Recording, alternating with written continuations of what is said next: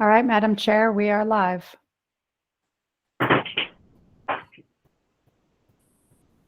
Good afternoon. I am Chair Kite and would like to welcome you to the October 13th, 2021 Historic Resources Commission meeting. The HRC is a quasi-judicial body that is governed by North Carolina general statutes, the City of Asheville's Unified Development Ordinance, and Buncombe County Ordinance. We are authorized to hear requests for certificates of appropriateness for alterations, demolitions, new construction, and other work within historic districts, or for the alteration and demolition of historic landmarks, and other duties, including preliminary review of subdivisions as specified in the ordinances for the HRC.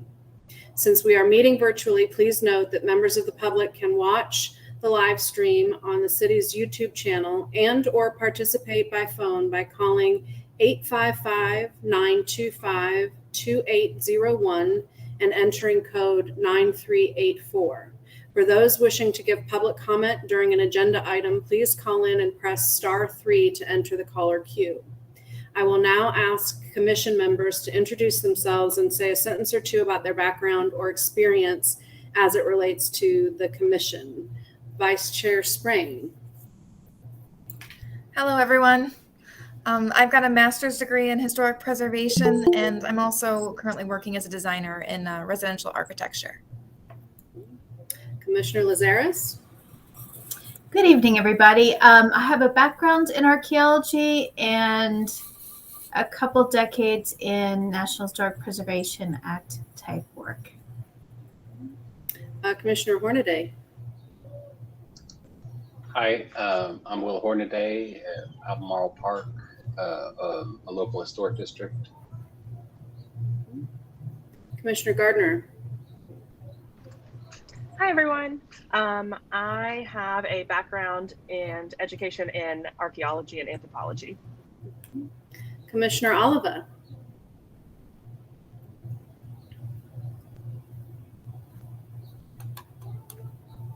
You're muted, Sue. Sorry. Hello again, without reading lips. I have a doctorate in American history and also have studied architecture before going into history. Commissioner Falcon.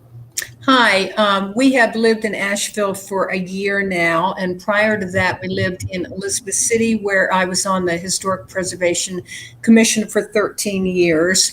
And my husband and I also renovated as an historic house built in 1798 and got a preservation award for our efforts. Commissioner Vaughn. My name is James Vaughn. I have a master's degree in public administration. I live in a historic home for which we won a Griffin Award for historic preservation, and I'm also on the board of the South Asheville Cemetery, where we just, I helped shepherd us through to get it on the National Register there as well. That was just made official just a couple months ago, or a month or so ago. Commissioner West. Hi, my name is Stephanie West. I'm a commercial broker, and I work on a lot of historic commercial buildings in downtown Asheville, and I've been a part of a lot of adaptive reuse type projects on historic commercial properties. Commissioner Watkins. Hey, I'm Shannon Watkins. I grew up in the Asheville area, attended UNC Asheville with a bachelor's in political science, love history, and I'm currently a real estate broker. Been for about 11 years. Thank you. We will consider the minutes from our September meeting of the HRC. The minutes include findings of fact and conclusions of law. Does anyone have any corrections? Is there a motion? So moved. Second? Second, Lazaris. We will conduct our vote by roll call. I'll call each commissioner's name. This will happen throughout the course of tonight's meeting, and we'll get a verbal vote one at a time. Vice Chair Spring. Aye. Commissioner Lazarus. Aye. Commissioner Hornaday. Aye. Commissioner Gardner. I will abstain. Commissioner Oliva. Aye. Commissioner Falcon. Aye. Commissioner Vaughn. Aye. Commissioner West. I'll abstain as well. I wasn't here last month. Commissioner Watkins. Aye. Myself, aye as well. If I could just interrupt for just a moment, just for those of you who abstained, I don't know if it's been stated before, but it is not necessary to abstain if you missed a meeting. You can vote on the minutes. It doesn't make a difference with this vote because it'll still pass, but just for future reference. Okay. We will, let's see, get back to my list here. We will now begin the evidentiary hearings for the items listed on the agenda. As a quasi-judicial proceeding, the HRC is not setting policy, nor are we soliciting public opinion on the desirability of an application. The HRC hears and considers evidence presented and applies the standards set forth in the guidelines and standards of the specific historic district for that application. The HRC must make its decision on competent, material, and substantial evidence to determine the facts of the hearing. The HRC will use judgment and discretion to apply the standards contained in the relevant guidelines to the facts. The commissioners in voting for an item will not have a fixed opinion that's not susceptible to change, will not have a conflict of interest, and will not have engaged in ex parte communication regarding an application. The following are the rules for speaking. This meeting is open to the public, but participation is limited to interested parties who wish to provide comment or testimony regarding the proposal. If you will be speaking as a witness, please focus on the facts and how they relate to the relevant historic district standards and guidelines, not personal preference or opinion. Witnesses must swear or affirm their testimony. At this time, I'm going to administer the oath for all individuals who intend to provide witness testimony. We may do this once or twice more throughout the meeting, depending on when our applicants join. And it looks like we've got a few folks here. Let me see the attendees list. I see Michael McDonough, John O'Neill. I see Stacy Dansky. Are you here? Stacy's not here. She's doing pickup, but she'll be available if needed. That's fine. We can circle back around when it comes to that agenda item, or whenever she gets here, and we can swear her in as well. Barbara, I think I see your name on here. I'm having a hard time seeing everybody.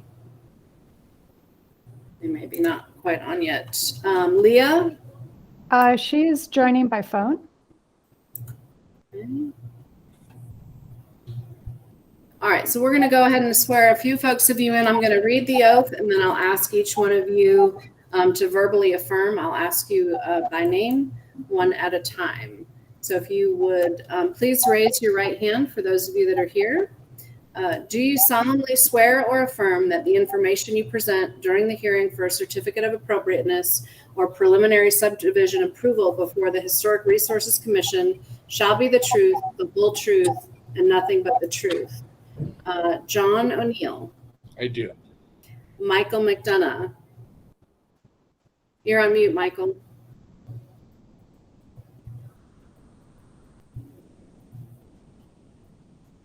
I do.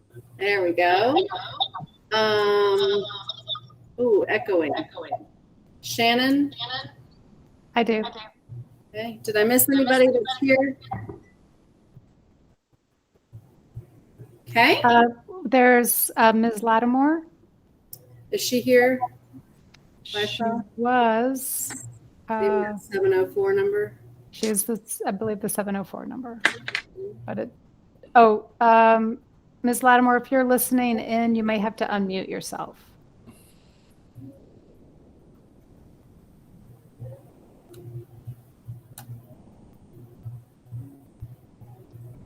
You'll have to hit unmute on your phone.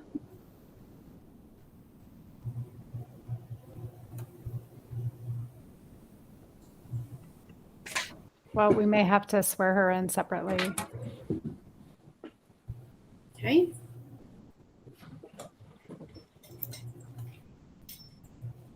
We're going to move to our first public hearing item. Let me get to this agenda, which is 37 Watauga Street. This is in the Montford Historic District. This is a continuation of a project we first looked at last month.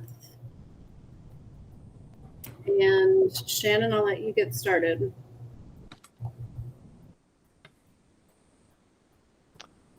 Okay, thank you, Commissioner Chair and members of the commission. My name is Shannon Watkins. I'm a principal planner here with the City of Asheville, and I'm filling in for Alex Cole this evening, who is unable to attend due to a family matter.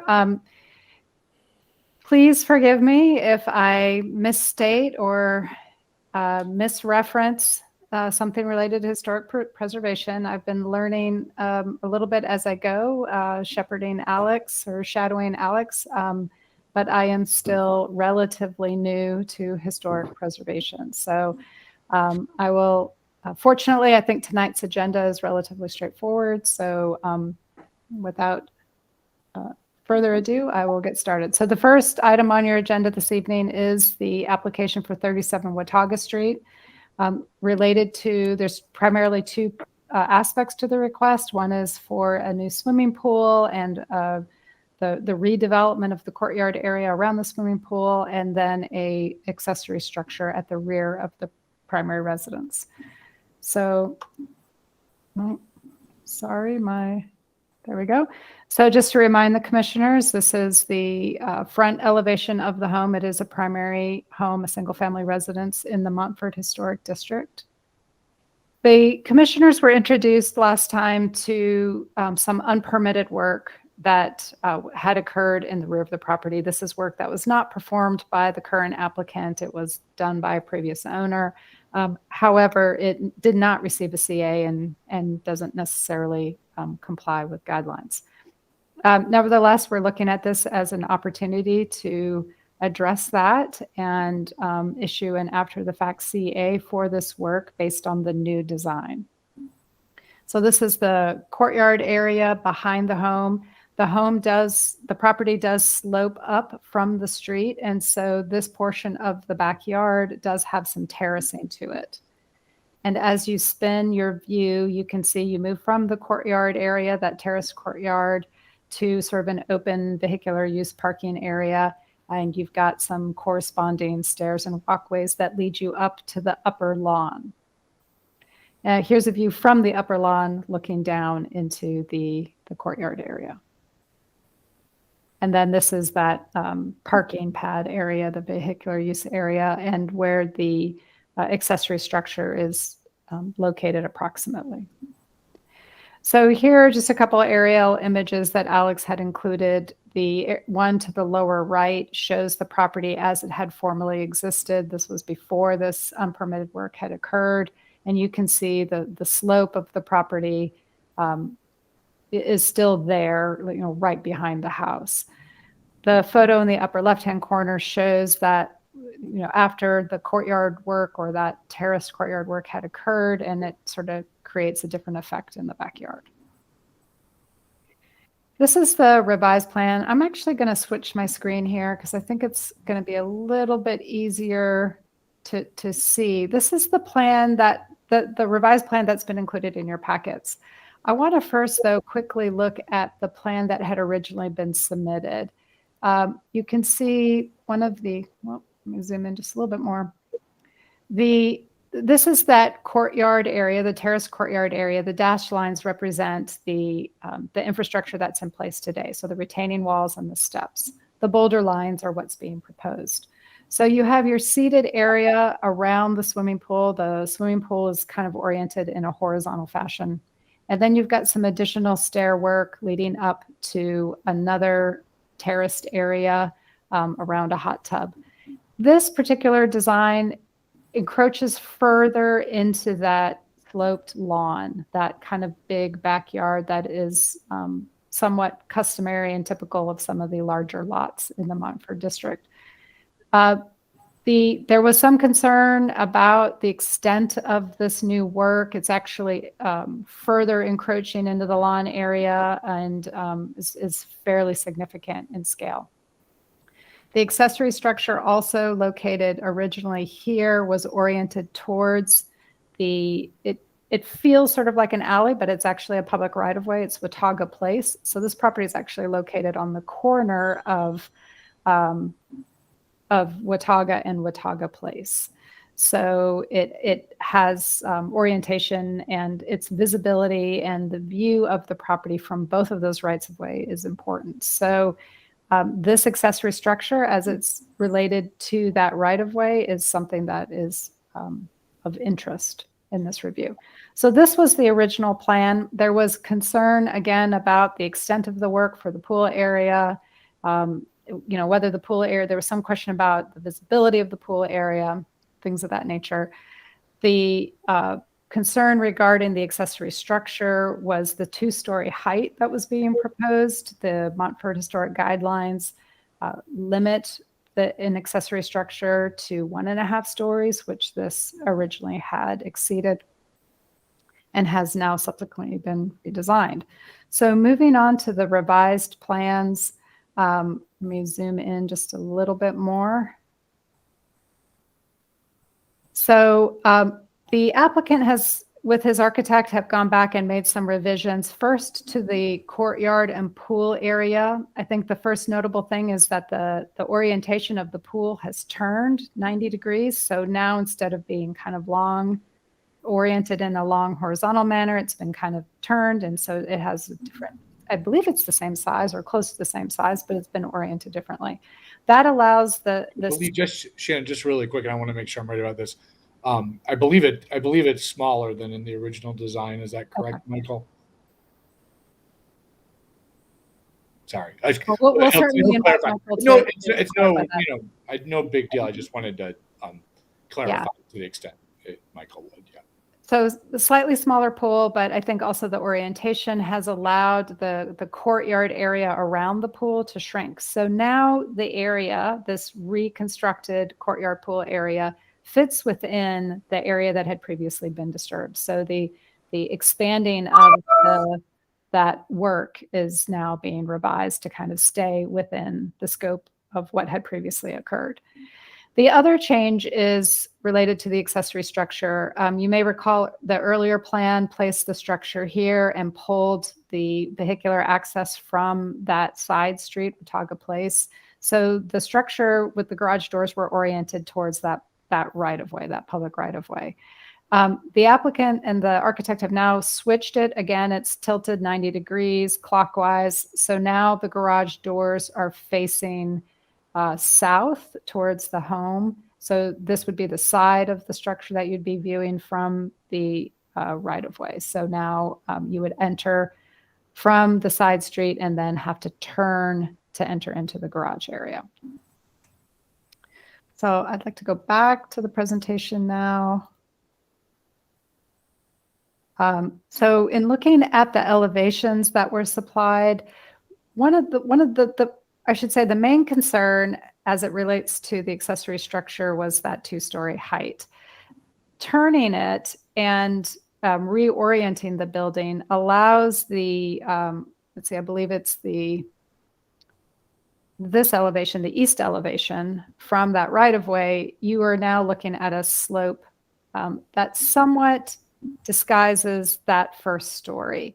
The structure, kind of sits up on a hill. It does still sort of read like a 2-story structure.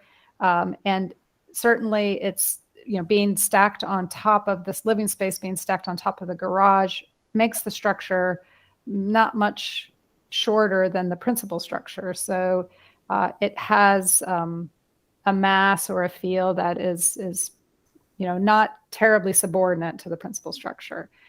We do recognize that this is an improvement. I think turning it like this has mitigated that two-story effect to some degree, but from the other elevation views, this is a view from the courtyard. You can certainly see the two-story look.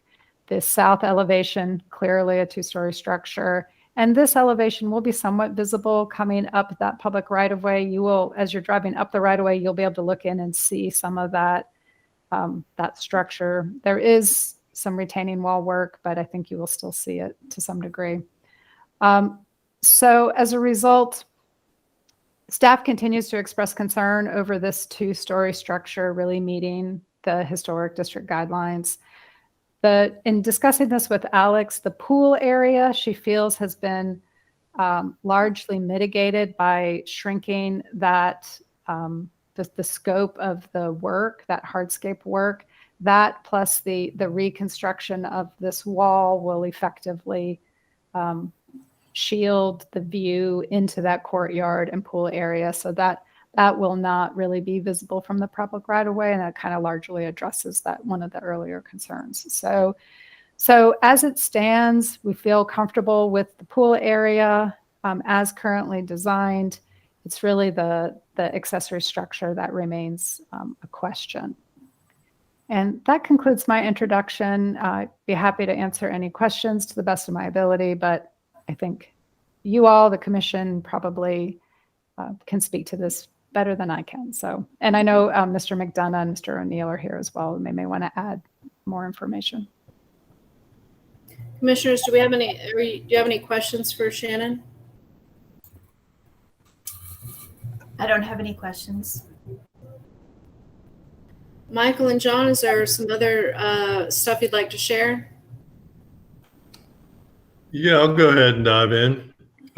Good job teeing it up, Shannon. Good background. One thing I think that was maybe shown in the original application was a Sanborn map that showed an original accessory unit towards the back of the property. But not so important, other than there was evidence of a footprint on the Sanborn map of a structure at the very back of the property, and the natural lay of the property would suggest that if it sat on grade, that it would probably be taller than the existing house. So I think we're kind of dealt with the existing topography, that anytime you set an existing, or anytime you set a new structure and on the existing grade behind the house, it's going to end up sitting up high. And depending on how far away you put it from the house, it's going to get taller and taller relative to the house.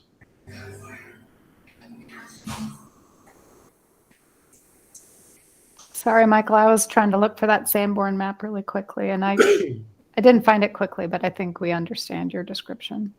Yeah, and on sheet A10C, the overall site plan, that Sanborn map showed that structure kind of directly behind the house, near the back property line, towards the bottom right-hand corner of that sheet. So we're essentially cheating a footprint of a new accessory structure closer to the house, and the grade drops as you go towards the house. So in any event, the natural grade would put it above the existing. The natural grade is about even with the upper floor of the existing house. So a one-story building on the natural grade is going to be about as tall as the existing house.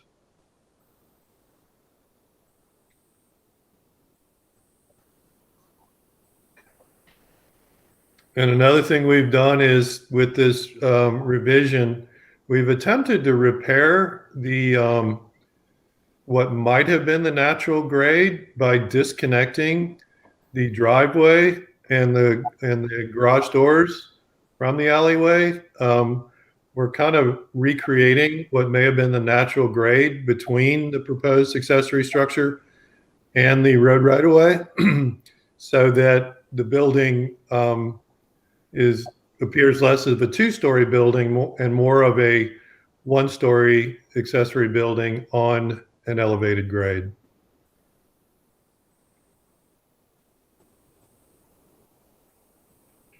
I think that's all I have. Thanks, Michael. John, is there anything else you want to add? I really don't. I mean, maybe it's a sort of probably a version of what I said last time, which is, we're very committed to the historic nature of this. That's why we love the house. And the pictures only captured a bit of the yard. I mean, you can kind of see it from scale here.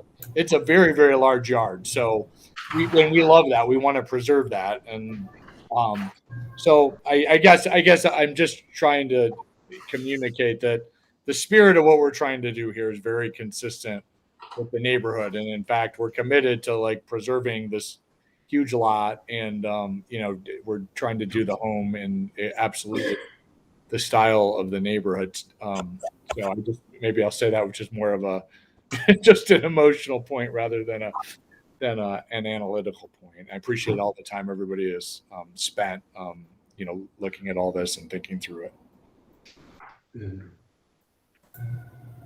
Commissioners, do y'all have any questions for the applicant before we look to any public comment that there is? I have no questions. No questions here. Okay. We're going to take a quick I check. have a quick question, maybe for the homeowner. Was there a site-specific hardship in placing the structure where the original structure was? Well, good question. So to be honest with you, it's not something we originally contemplated. Partly because I think we ideally would like to have a little bit of a private garage and have it at least somewhat close to the house. I do my recollection of the last meeting was when we did kind of look in a little more detail about exactly where the structure was and so forth. The concern was if you placed it there, it would be, I think it's kind of the point Michael made here, that it might become even more visible or just be kind of a little bit of an oddity back there. I mean, the reality is too, we love the size of the backyard, and what we're doing here is really kind of replacing this previous work. We're trying to stay within the footprint based on the previous feedback. So I do think if it was placed in the, back further in the backyard and into probably more visibility for neighbors, I mean, it is going to cannibalize a lot of what's sort of a beautiful natural backyard in my view. And that was a one-story garage on the Sanborn map, correct? We don't know. The Sanborn map only shows footprints. But it says a 1 on it for one story, I think. Does it? Yeah, yeah. Alex clarified that in the last hearing. And let's see, there was one other thing. And so this is a one-story carriage house garage? Is it a two-story? It's not 1.5 for sure. So it's This appears almost as a one-story with a basement garage. But the visibility point from the street as you approach might be a little two-story-ish, right? I think traveling north on the Watauga Place, that side street, if you looked over your shoulder as you were driving and you looked in, you would probably see at least a portion of the 2 stories. Okay, that's it. Thank you. And we've added a retaining wall between the road and the driveway, which also serves as a garbage can and recycling corral, which further conceals the basement garage. Shannon, maybe if you go to the next sheet 811. I'll have to get back into the original set of plans. This is a PowerPoint presentation. Oh, sorry. That's okay. Yeah, there's a about a 12-foot long retaining wall that extends from the front corner of the proposed footprint towards the house, which further conceals the basement garage. You can see it. Right here. Yeah, right there. So, and that allows us to kind of keep the grade higher as it wraps around the structure.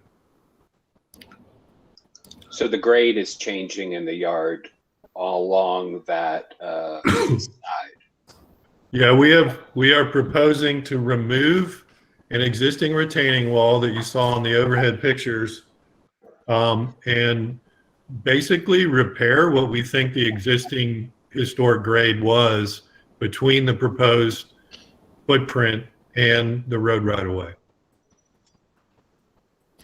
And maybe just one thing I'd say about Watauga Place, and I'll admit I've only gone past our house on it probably 2 or 3 times ever. And Shannon's description was absolutely accurate in terms of it is a right of way, and she described its location. But there is, as you go down there, first of all, it does dead end. It dead ends like where our neighbors are, and a couple of folks. I mean, there's only probably 2 or 3 houses, I believe, that have access coming around Watauga Place, and I think for all of them, it is I think it's right. It's at least my impression. It is sort of more of an alley-like entrance, like it is in ours. That said, I'm not. Shannon described it also very fairly. I'm just trying to provide a little additional context about the street itself. Yeah, I'd be interested to. If it's easy to pull it up, I'd be interested to see it. Okay, yeah, if you shut the door, that's okay. So that's Watauga Street. This is Watauga Place. Is that what you wanted to see, John?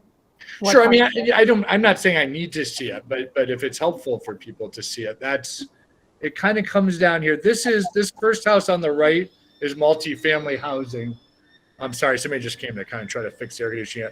And then there's a very small rental house there that's right next to ours. And then as you continue down, it really loops behind our backyard. This is kind of where you see that upper backyard. It's a very large backyard. And all of this, as it loops around, I don't have a pointer. That's all our yard. So that you sort of see the 2 trees without leaves. Then those trees, the yellow, the kind of fall colored trees, that's still our yard. That's the far end of our yard there. And so we abut that Watauga Place all the way around. And then what I was describing is you sort of get to a dead end there. I've only gotten there like when I drove and didn't realize it went through. And that's kind of our next door neighbors' back of their house and parking there. And they have a Watauga Street address. So I don't know if that's helpful context at all, but that's there's very few people really driving down Watauga Place is the reality of it.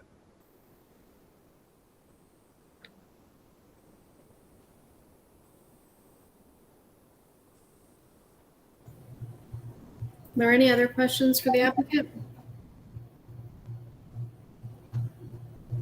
Okay, we'll take a quick check-in and open the floor for public comment if there is any. Chair Kite, there are no callers. Okay, we will close the floor for public comment. Commissioners, any additional discussion or questions? I just wanted to point out that I feel like you guys did a great job of incorporating our discussion and our thoughts on, alignment with the standards into the revised plans. I think it looks really decent and fits in. Okay, thank you, Gal. I'd also like to commend the applicant for reining it in and putting it in the existing developed area. That was probably my main concern with the previous proposal, and I think they've really mitigated that. I do see the concern with the 2-story look of the accessory structure.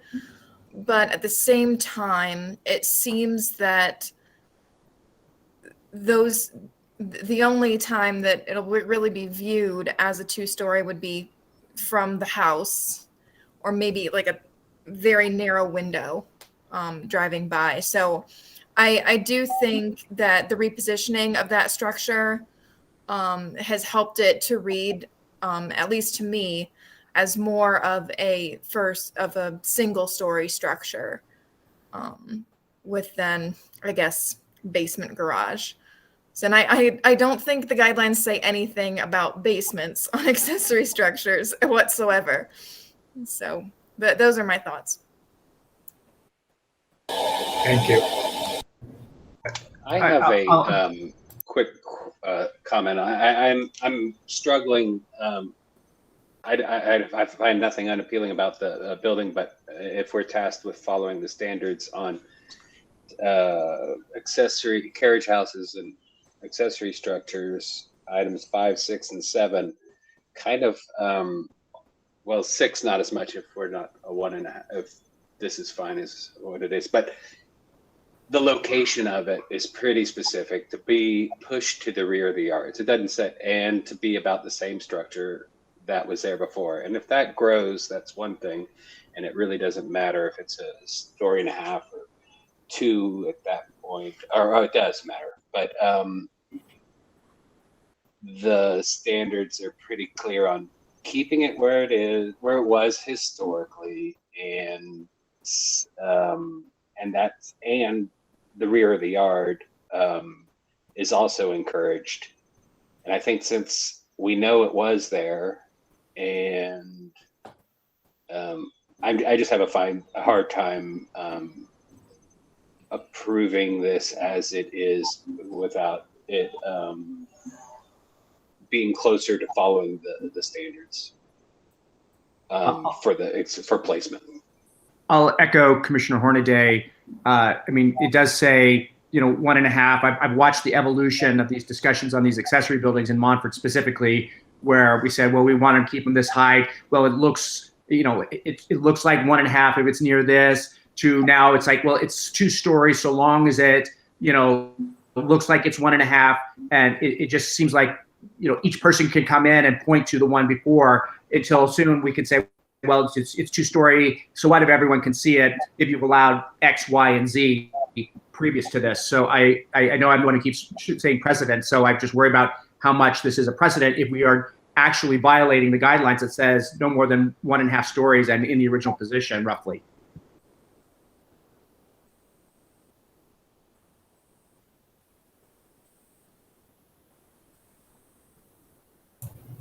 I'm in a little bit of agreement, and I'm really looking for some compelling reasons to approve it.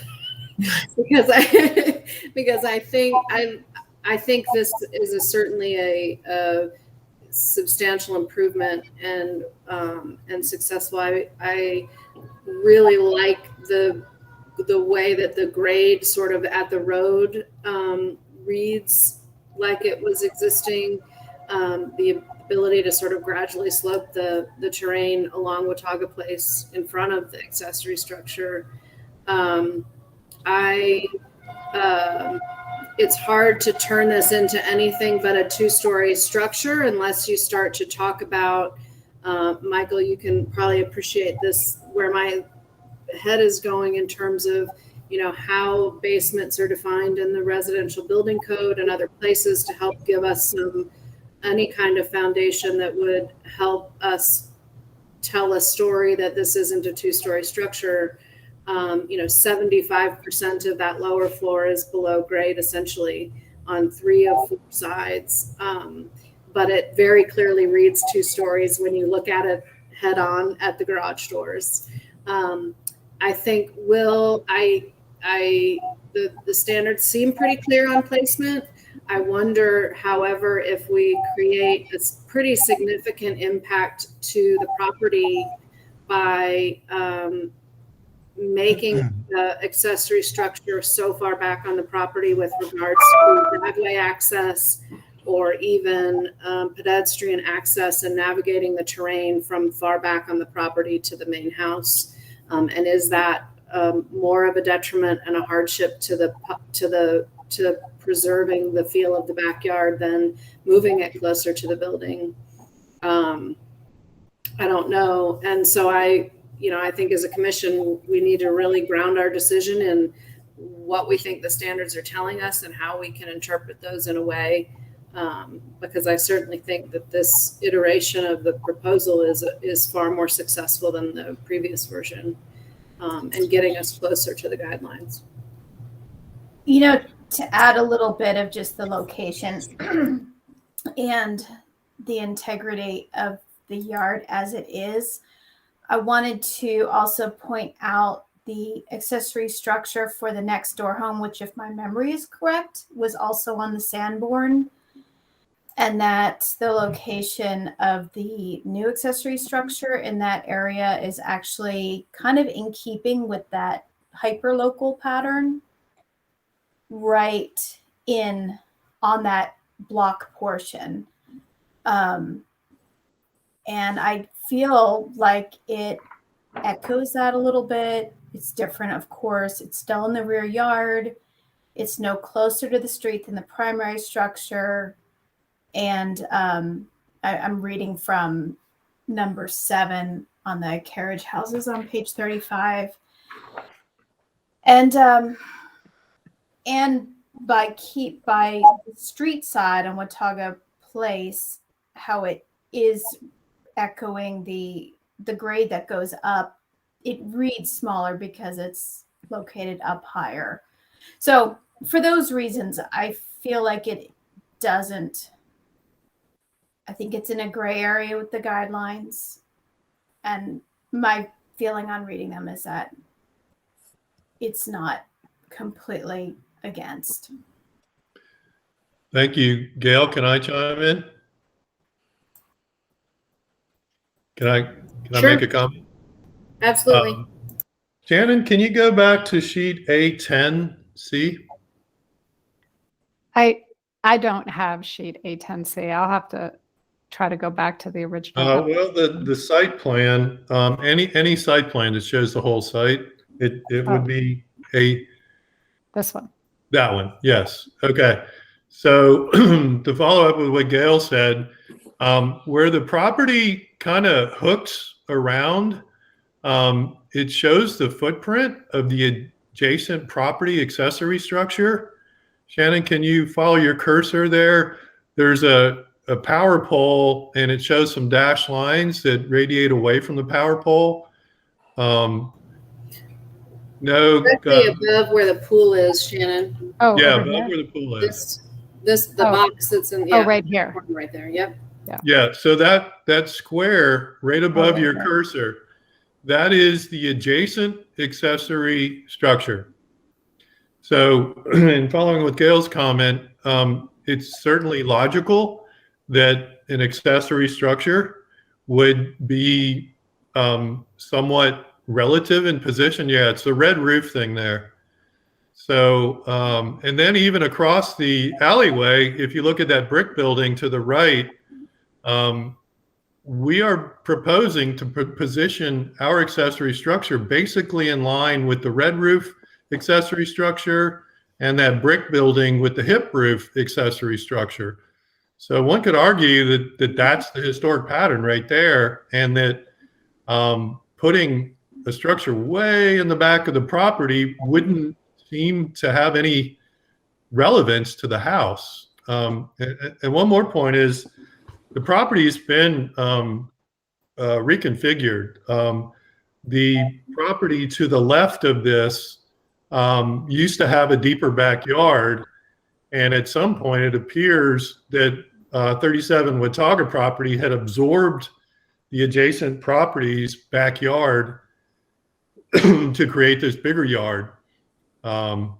So for what it's worth, the property isn't what it was anymore. And in terms of building height, Shannon, if you can go back to the elevation sheet that you had, sheet A13. It shows that on the bottom of sheet, the east elevation, it shows what was probably the natural grade along the alleyway. So if we were to basically not drive a car into the basement and instead continue the grade in front of the south elevation and go with a one-story accessory unit sitting on top of the natural grade, the building doesn't get any shorter. We're just holding the grade back and allowing us to use the basement. So if the goal is to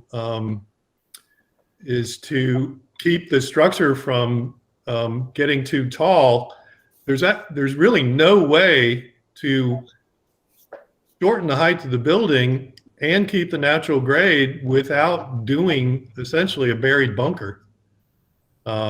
So again, the height of this building is going to be similar in height to that red roof accessory unit towards the west, the neighbor.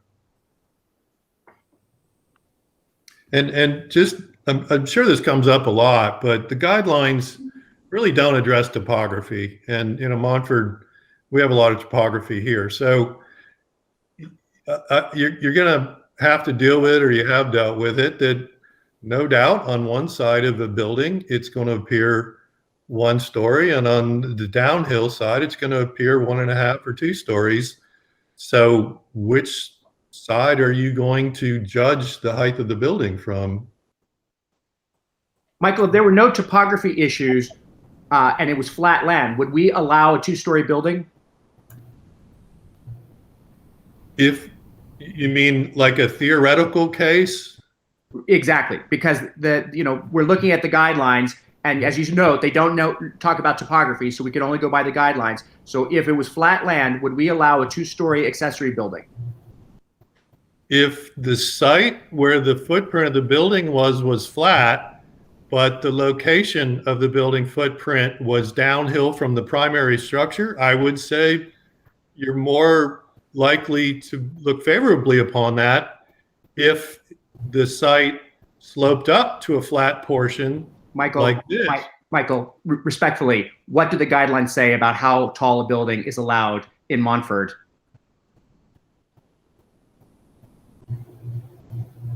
I believe I've kind of made reference to the fact that we don't have a whole lot of flat lots. So the guidelines were written in a way that they leave a lot of interpretation open to how you determine the height of a building on a sloping lot.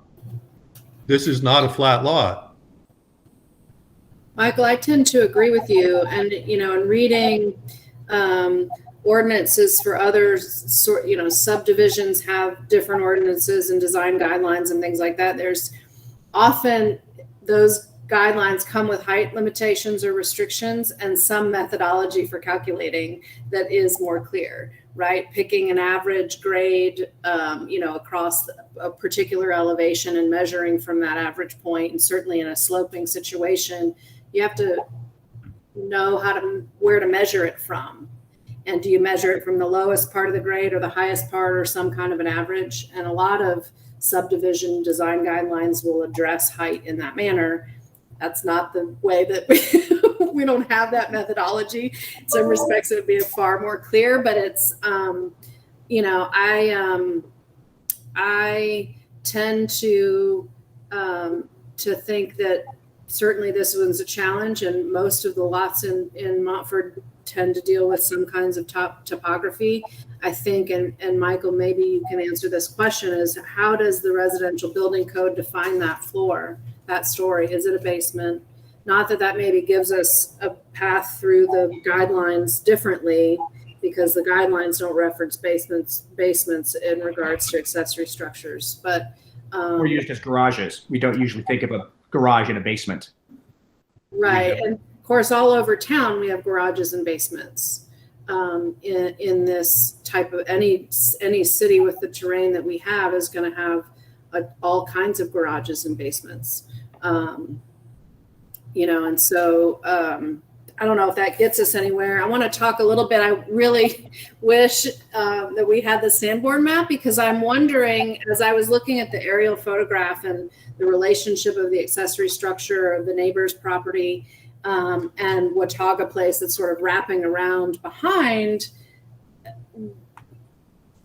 when the original accessory structure was on that property, was Watauga Place in existence?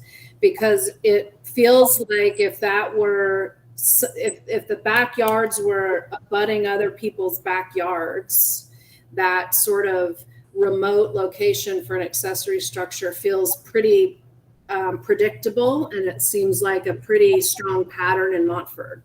We've certainly seen a lot of other properties with this very far back set accessory structure in a corner of a property where other people's backyards are touching it. We've got this sort of weird back road that sort of wraps around behind, and I'm imagining that accessory structure, if it were to be placed in its original location, in sort of a weird way that is not characteristic of accessory structures in Montford that are positioned so far back. They're not usually up against a public right-of-way or a road.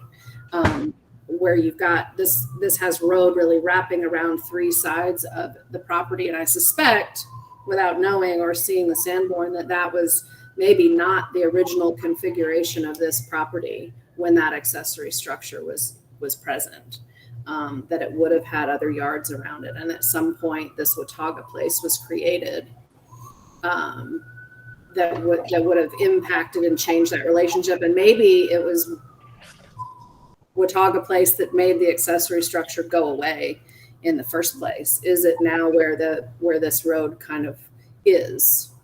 And so I wish we could see the Sanborn. I know I was looking back in our other stuff to see if Alex had sort of tucked it in the folder, but it, in my mind, and I'm imagining it, it feels weird back there. Like if we put it back where we think it was, possible it could be in the street now. But also it just feels weird as this road sort of wraps around it. Emily, I did look up the definition of a basement. You want to hear it? Sure. It's not a definition of a basement. It's the definition.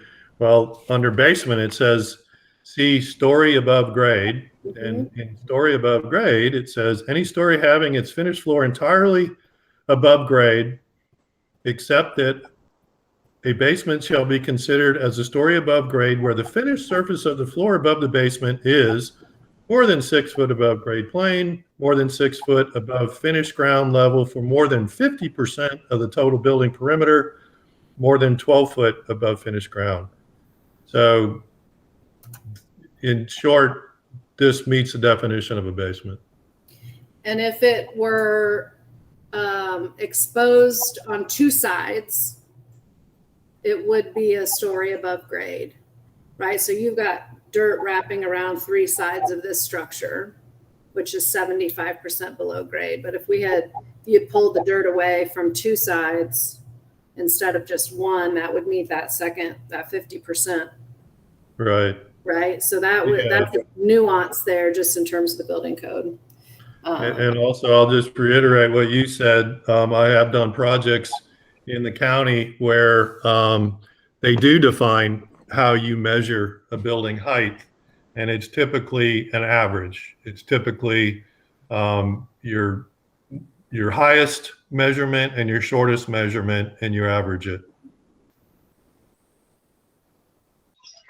I have one other thought that as to preserve a historic neighborhood, this isn't Kenilworth, and this isn't, there are hardships here. It's not a free, there are restrictions.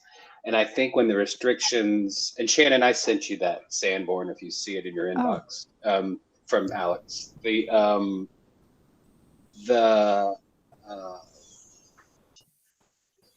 Sometimes there's weird garages and backyards that are really far away from the house because that's where they kept the horses or the cow or whatever. And maybe it wasn't for a carriage, and maybe it wasn't for a house, but that's where it is. And the more we get away from that and bring all the development closer to the to the main structure. And you can see a lot of those structures, except for that oddball red roof one that hugs the property line, and they are pushed to the back of their properties. I think that we're tasked to, or I'm tasked with protecting original location, and that 1X means it was one story. It was a smaller building than was designed, and but as a commission, we're protecting what the pattern and the spacing and the relationship of big expansive lawn, and you have a huge beautiful front lawn and a huge beautiful back lawn as well, and that's we're getting further and further away from that as things are brought closer and closer to the house. That's where I struggle with, and the guidelines are pretty clear on, we know where it was, we know how tall it was, we know that it was, on Watauga Place. That's why I struggle on the ADU. I'm not as concerned about the swimming pool, and I would, that's where I'm. It's the historic pattern, and that's what we're trying to preserve. I appreciate that, Will. If I might just revisit item number 7, locate new accessory structures in keeping with historic pattern in terms of relationship to primary structure, traditional location of ancillary buildings. So just looking at that Sanborn map, across the street towards the bottom, you can see that all those accessory buildings are not hugging the back property line. Those are closer to the primary structure. The property immediately to the west or left of the applicant property, has a different pattern. So the traditional pattern seems to be all over the place. So yes, there's evidence that a structure. But those are historic structures from 20 whatever. That's where they were. That's just how it was. It was a sloppy, that's where they put them. But the people who wrote the standards said, when locating new, put it where it was, or put it towards the back. And neither of that is happening. No, it didn't. It doesn't say put it towards the back. It says toward the rear of the structures.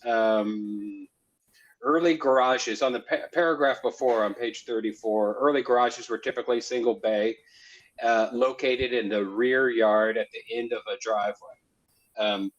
So I see what you're saying. In the rear yard, I was thinking more towards the rear of the yard.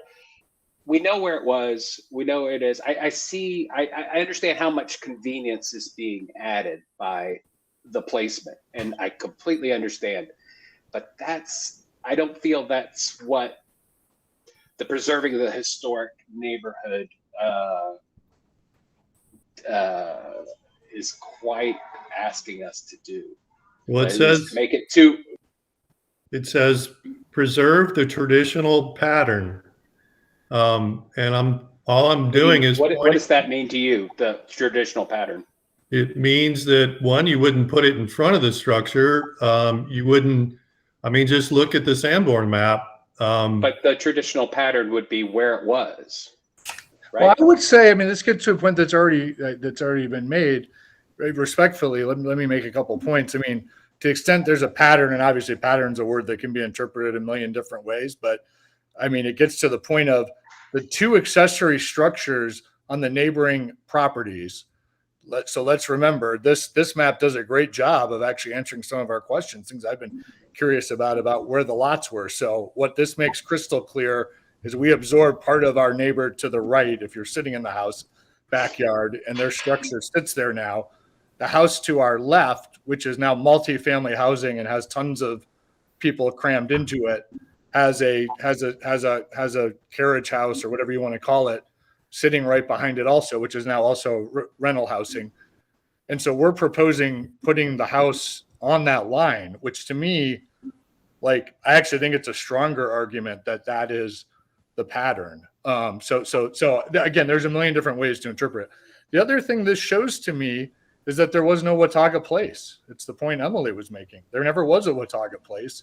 So we've been worried about how this is exposed to Watauga Place, which I think is legitimate because it's there now. We can't. Well, this is Watauga Place right here. Oh, that is Watauga Place. Okay. Well, Yeah. right. I mean, it's changed. It's changed in alignment, but. Okay. Well, I guess we don't know that. Driveway before, and now it's a road. Who knows? Something was there. Well, this map shows that there's a publicly dedicated right-of-way right here, and I believe that that's what's become Watauga Place. Okay. Well, it could be an alley at the time. Do the guidelines reference your perception of Michael, structures? can I interrupt for just a moment? So I just want to make sure that we understand that public comment has been closed, and this is the period of time where the commission should deliberate. So we're waiting. We're really I want to make sure that all of the commissioners get the opportunity to kind of weigh in and offer input. And I know that the design review kind of lends itself well to this open discussion, but I want to make sure that we also provide opportunity for other voices and that we don't just kind of engage in a back and forth debate. So, I mean, if I can say one last thing, and I won't say anything else. I'm just public telling comment you. has been closed. Okay, and I got so you. Okay, if the chair and the rest of the commission would like to reopen public comment, then that is an option that is available to them. But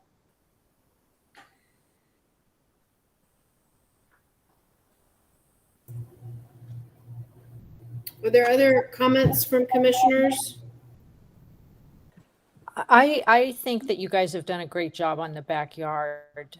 It looks, I just think it looks so much better, and I think you're going to be very happy with that. I do have trouble with the location of the new garage, just because on this particular lot, it was in the back, in the corner there, and it just seems to me from reading the guidelines that it should be there. It should be where the original building was. And I get that that's super inconvenient. I get all of that, but it just appears that that weighs more than what it is on another piece of property. That the fact that it was there, it is where it should be. I've got a question for any of the commissioners who might have been here longer than me. Maybe that's only Emily.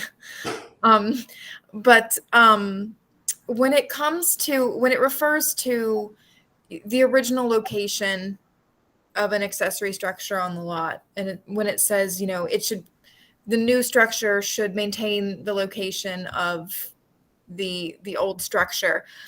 Was that typically when there's a structure there now and they're planning on replacing it, or does it still count if there hasn't been a structure there for years and years and years? Like, do we now try to retain the lot as it is, or is it better to, try to restore it to the historical look?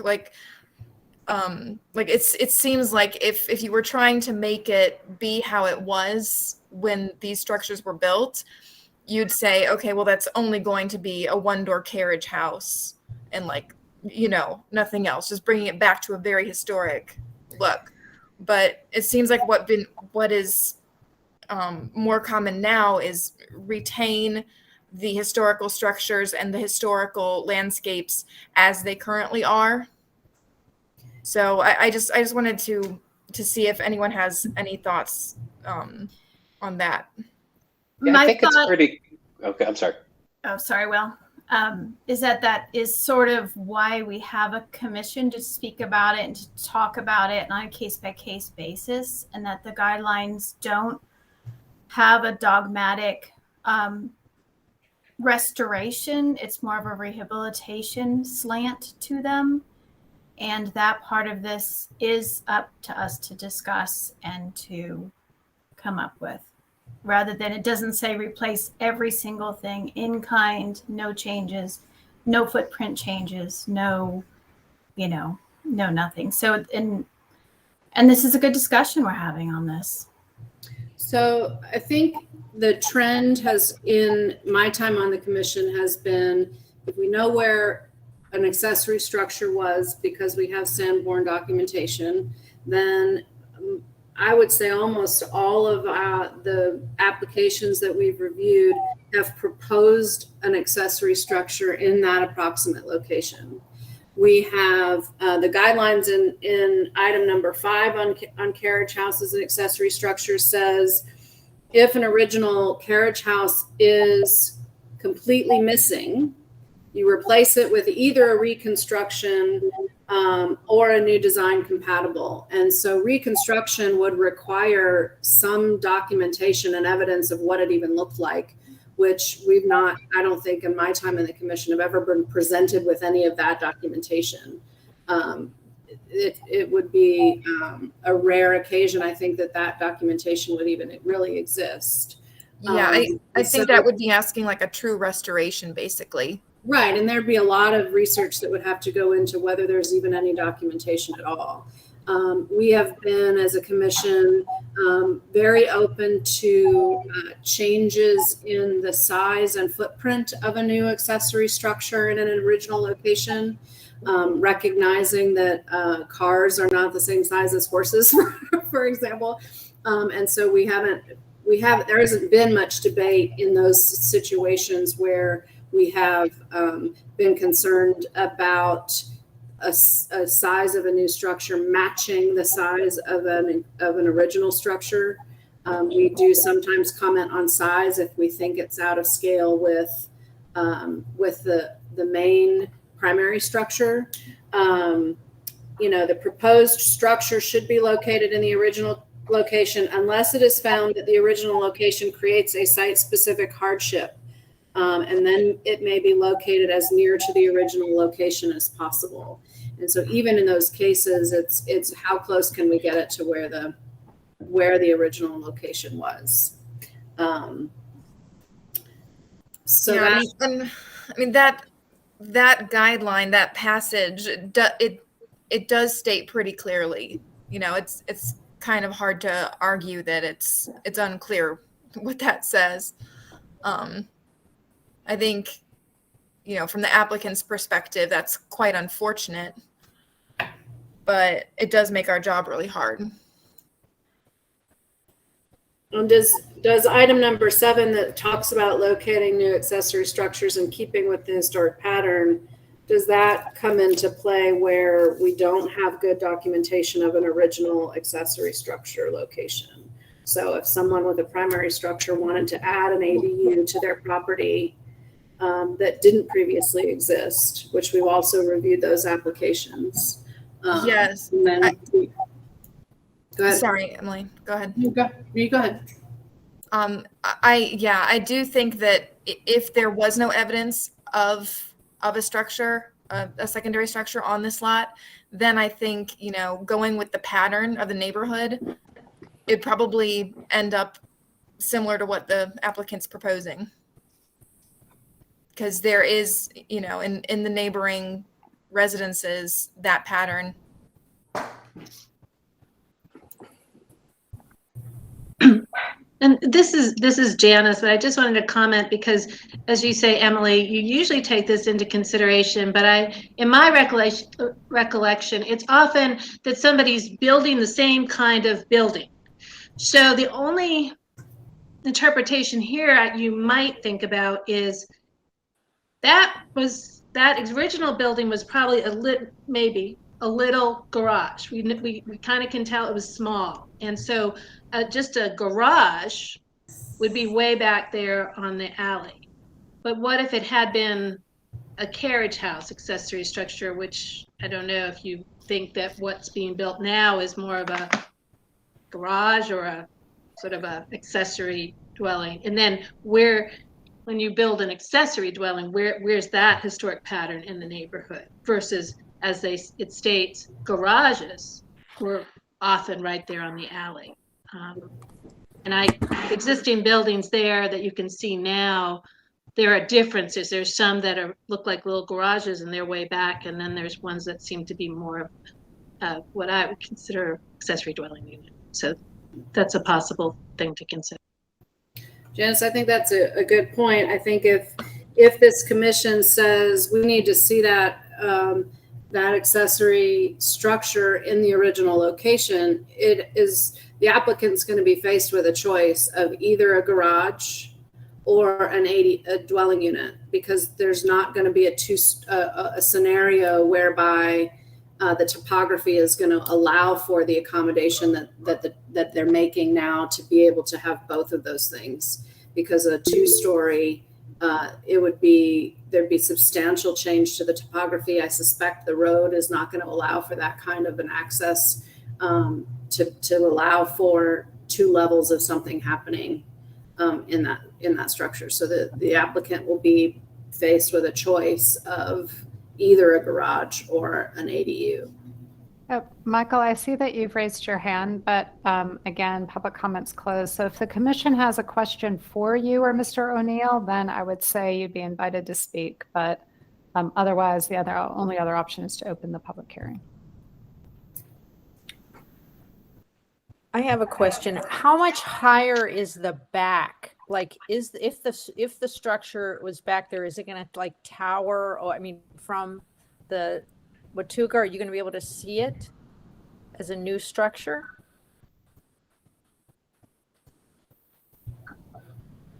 Michael, do you have that topography? I'm sorry, is this a question for me? I think so. Emily, you might open the public, because Shannon's mentioning the procedure. So if you think you're going to want questions for the applicant, you might as well open public comment. Well, I think that was a question for the applicant. So I would say, yes, Michael is invited to speak in this particular case. What I want to avoid is this debating that goes back and forth between the applicant and certain commissioners, because that has the effect of quieting other voices. And so I want to make sure that everybody gets the opportunity to speak and that we follow procedure. I have pulled up the elevation that shows the single family or the accessory structure as it relates to the principal dwelling. So you can see it's not a view from the street. We don't have a SketchUp model that would show whether or not you'd be able to see this, but you can see it is the peak of this structure is lower than the primary structure. So no, I get that. So as you scoot that back towards the back property line, that building would continue to climb. That's my point. Yeah, so it would be highly. That property line is the highest point of the property. From Watauga Street to the back of the property at Watauga Place, it's the highest point is back there. So it's going to look. I'm just trying to think of scale in the neighborhood that just seems to me like it would, I'm not saying good or bad, that it's going to be up there new high. So you're going to see it more than you would see the current. That's an interesting question, I think, because like if you're standing on Watauga facing the front of, looking at the front of the house, I think you're going to be low enough that you probably don't see it. Okay. But it would technically be higher than the primary structure. I don't think that because of the way the road slopes, that you would, the main house, if you're standing on the sidewalk at Watauga in the very front, the main house would prevent you probably from being able to see it, but it would technically be higher than. So what I've pulled up here is just the topo map for the property from the city's mapping system. So here you see the principal dwelling. So the accessory structure would be located here. So it's relatively flat. This is showing that the back of the property is relatively flat. Those are 2 foot increments? 4. 4 foot.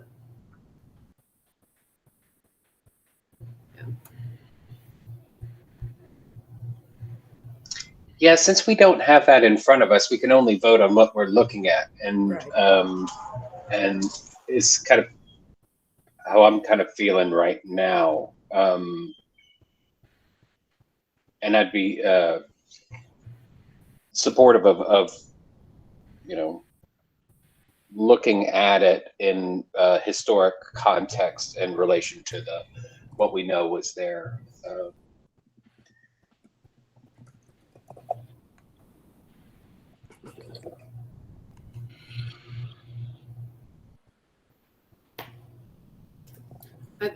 We've heard, if I can maybe sort of help give the applicant a little bit of a summary context of what we've talked about. It sounds like there's at least 3 or 4 or 5 maybe folks that are struggling with the placement of it on the property. Reluctantly struggling, maybe. Michael's got a question from the chat that says, if the rear property was subdivided and became a lot, where would the structure go? The other question was, the historic accessory footprint appears to be set on the property line. Would that even be allowed? That's often been the case, Michael, in applications that we've reviewed, that the Sanborn, the original structure doesn't comply with current setback requirements for property lines. And in those instances, we would, that would be an overriding factor, I think, in most of the, I can't think of a case that we've looked at that we haven't positioned a new structure mostly in the spot of an existing structure with consideration to the current setback requirements. So there's some scooting. We can't approve a 0 setback that I'm aware of. Shannon might be able to answer that question. Yeah, we don't have a standard for that, but also I want to ask folks not to use the chat to ask questions. It should be spoken directly as part of the public hearing. So it's fine because, Emily, you've stated the question from the chat, so I think it's on the record. But so I think there are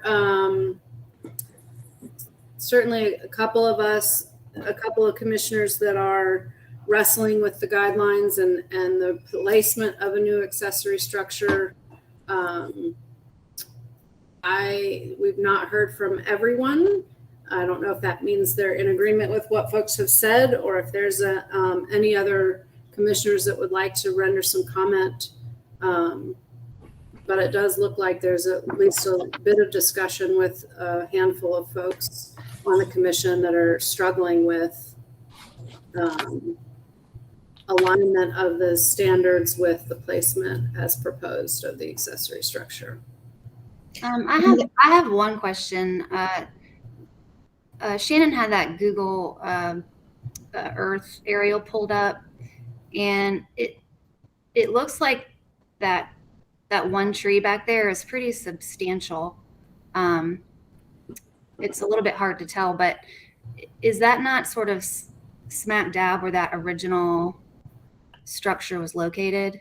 I guess what I'm sort of getting at is putting it back there. Are we putting a fairly large tree at risk to sort of locate it back there? I tried to look at the aerial, the site plan, but it was a little unclear. That original structure looks tiny, so it could have been like a shed. I'm sure that this newer structure would be significantly larger.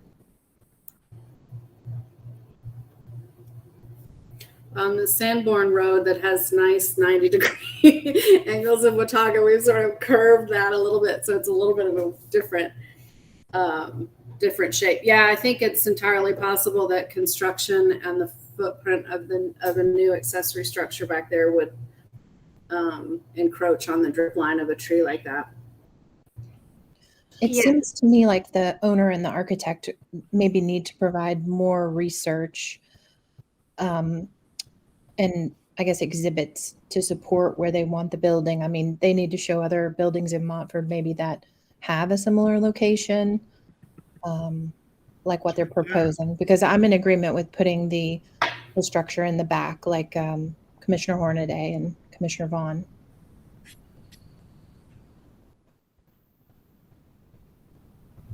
Am I able to ask one question?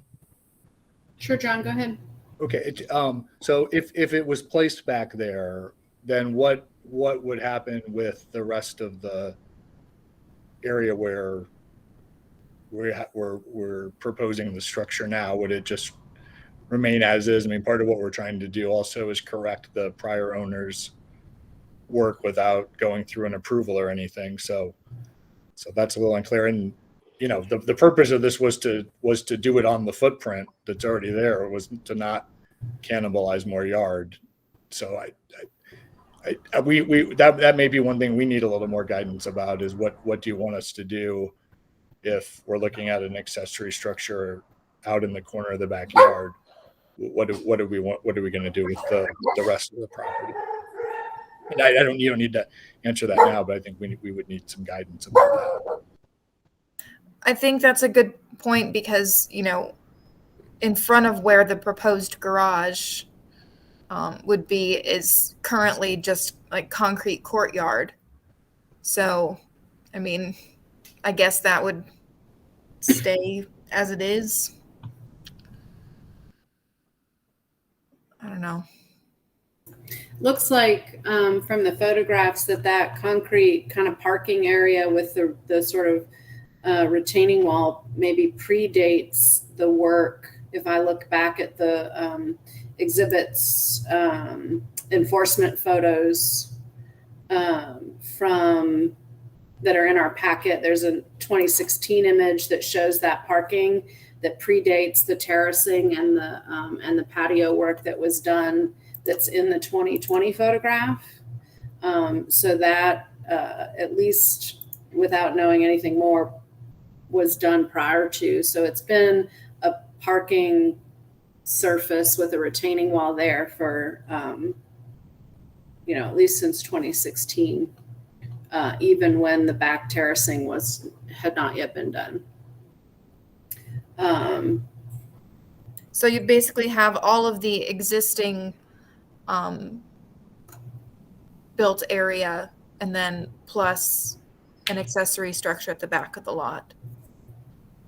Well, and I think, you know, one thing that was important to us when we were wrestling with that the pool and the hot tub was the visibility of it. And we talked quite a bit in our last meeting about can you see it from the neighbor's yard? How high are some of those retaining walls? What is the presence of that in the view as you drive down Watauga Place? And I think certainly one of the successful things about the accessory structure is its ability to help shield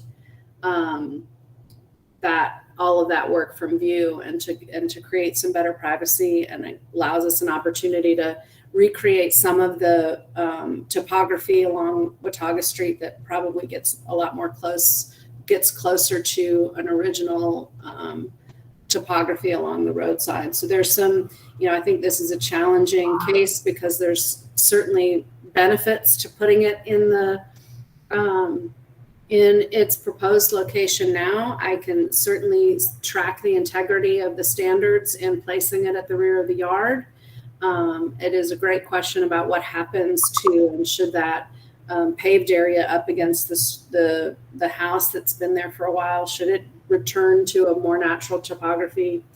That seems, that's difficult to know. We don't have a lot of history on where that parking area came from. Certainly there's some convenience to the applicant in having parking up close to the house and not way back at the back of the property as it currently works. But this is a challenging question because I can really kind of go back and forth a little bit in how I think about it, and depending on which standard I read. Sure, Kite. Quick newbie question. Is there a world that exists where we could grant two single-story structures, a garage, where they're proposing a garage that would help block off the pool, especially if they're tilting it the way they do and trying to show that, and allowing a single-story auxiliary dwelling back at the back of the property where the sandboard map shows there was a structure? And I may be completely off base, but I'm just trying to look to see if there's a way we could try and salvage this. I thought the same thing. Yeah. If you just made that a single story garagey little guy where the parking is, and then put a little 1-story guest house. I'm not sure. I know that's like two structures, but I'm just curious. Have you done that before? Like the pad is there? I don't think it's common to have two accessory structures. And I think that that would be, I would look to the applicant to provide some precedent for that. Okay. We often get precedent support for things, other examples in the neighborhood. I'm trying to think if there's been an application where we've reviewed that's proposed anything like that, and I'm struggling to.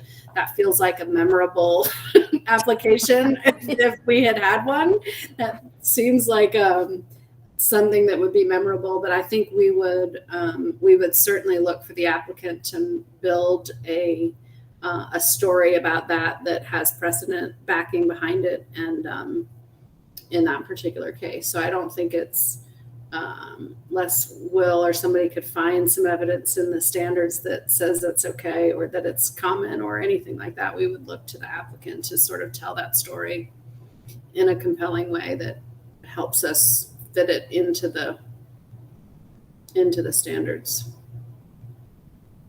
Well, I think consistent with your past practice, I don't know that we're looking to add additional structures to a property. We're trying to minimize the amount of disruption to the property. Yeah. I don't get a clear sense from the commission that there would be that voting is necessarily the right next step. I think we're all a little bit wrestling with what the best route is. And I don't know if there's other commissioners that haven't spoken that have something new to offer, or want to reiterate things that other commissioners have said to help the applicant know what the best path forward is.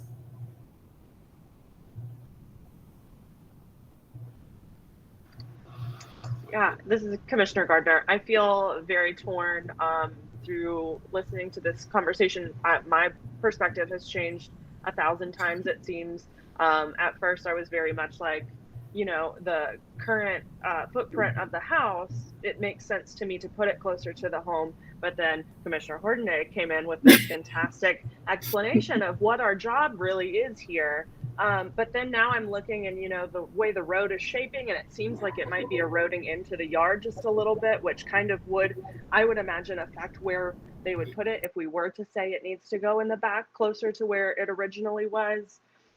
So I see both ways. I think maybe just a little bit I'm leaning more towards having them be allowed to put it closer to the home, just because that's where that it seems like it might fit better there just overall. But again, either way.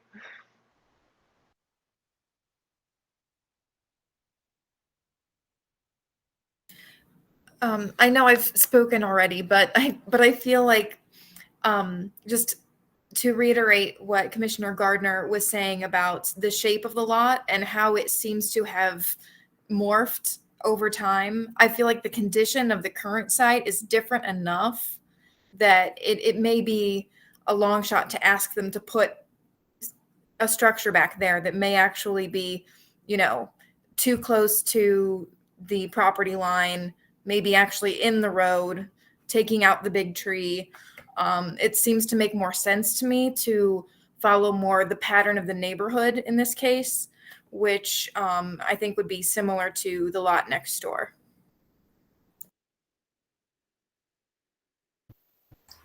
I'd like to. I agree that it's tricky back there, and it's kind of. But I think if they go back and look at it there, we've never seen anything proposed there. Maybe, and I walked back there. It's a large, as the applicant said, it's a huge space back there, and there's some wiggle room there, and maybe with Alex's help, they maybe just look at placing it where the guidelines suggest in that region. It doesn't have to be dead on that 10 by 8 box that's there now, but something that's and in a perfect world, I think we would clear up the outstanding open the unapproved improvements. And then if we were looking at a blank slate, it'd be a little easier to say, well, but we don't. We're kind of building on top of, and that's what we've kind of jiggled around. Oh God, I'm not muted. Between the two times where the pool moved around, it kind of settled things down. But I think this warrants another look, and a little more looking. I don't feel that the standards were. They need to be looked at a little harder in placement. And I've talked too much, but that's where I'm thinking if this goes back to staff and applicant to work a little more collaboratively and see where this can where everybody can be a little happier. I tend to agree with you, and I think that some of what we may discover, or the applicant may discover in that study of putting it back there, is that there really is some hardship we've not addressed as part of that analysis. And I think there certainly is room in the standards for there to be hardship for why we can't put it back where it goes, but that we maybe haven't dug quite deep enough to discover that. And if the tree is the hardship, and so that it really does warrant some exercise to go through the process and say, we really tried to put this where it was, where the guidelines told us to put it, and it doesn't work for these reasons, or it does work and we're comfortable with it as an application. We like it, we're ready to go. Either of those two things could happen, and then we would at least know that we've done our due diligence and really fully exploring it. Michael, to your question, would staff be Shannon or Alex? At this point, it would be Alex. There's not been any sort of change to that. This is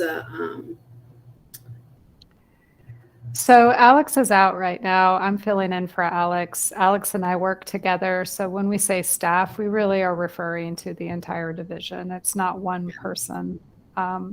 It is a collective staff position. Avery, don't forget Avery. And Avery. Avery's part of the team. Come on. And so I think Michael, to your question, Alex is not, I think she certainly is still part of that, and is at this point, certainly Alex and Shannon would talk about the content of this meeting and any kind of conversations moving forward. And so I guess my question, Michael, for you and for John is have we clarified for you a path forward? And certainly you all are familiar with the options at this stage, is to amend an application based on the feedback, or to request a continuance in order to continue to study based on the feedback that you've gotten today.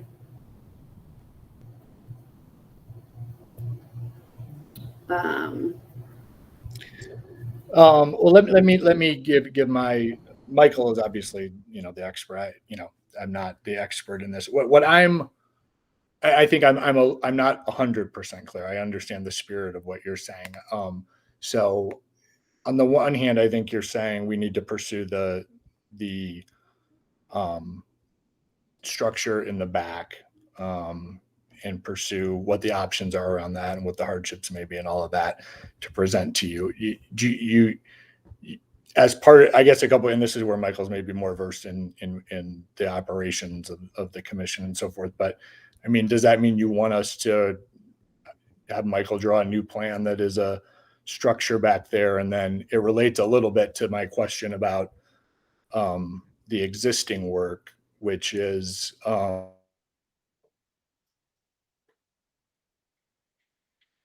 Oops, John is frozen. Sorry, John, you froze briefly. Can you restate that last little bit?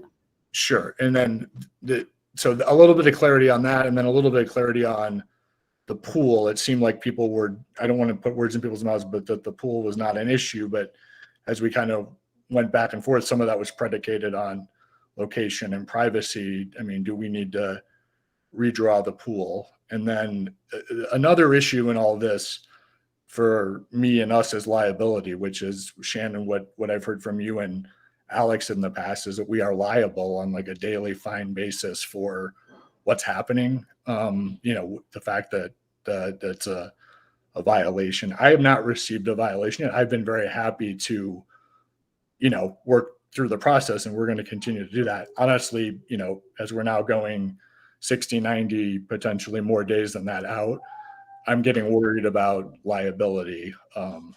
And honestly, that's starting to like subsume everything here. We had to rewire the entire house with electricity. It hadn't been done since 1910. We put a new roof on the house.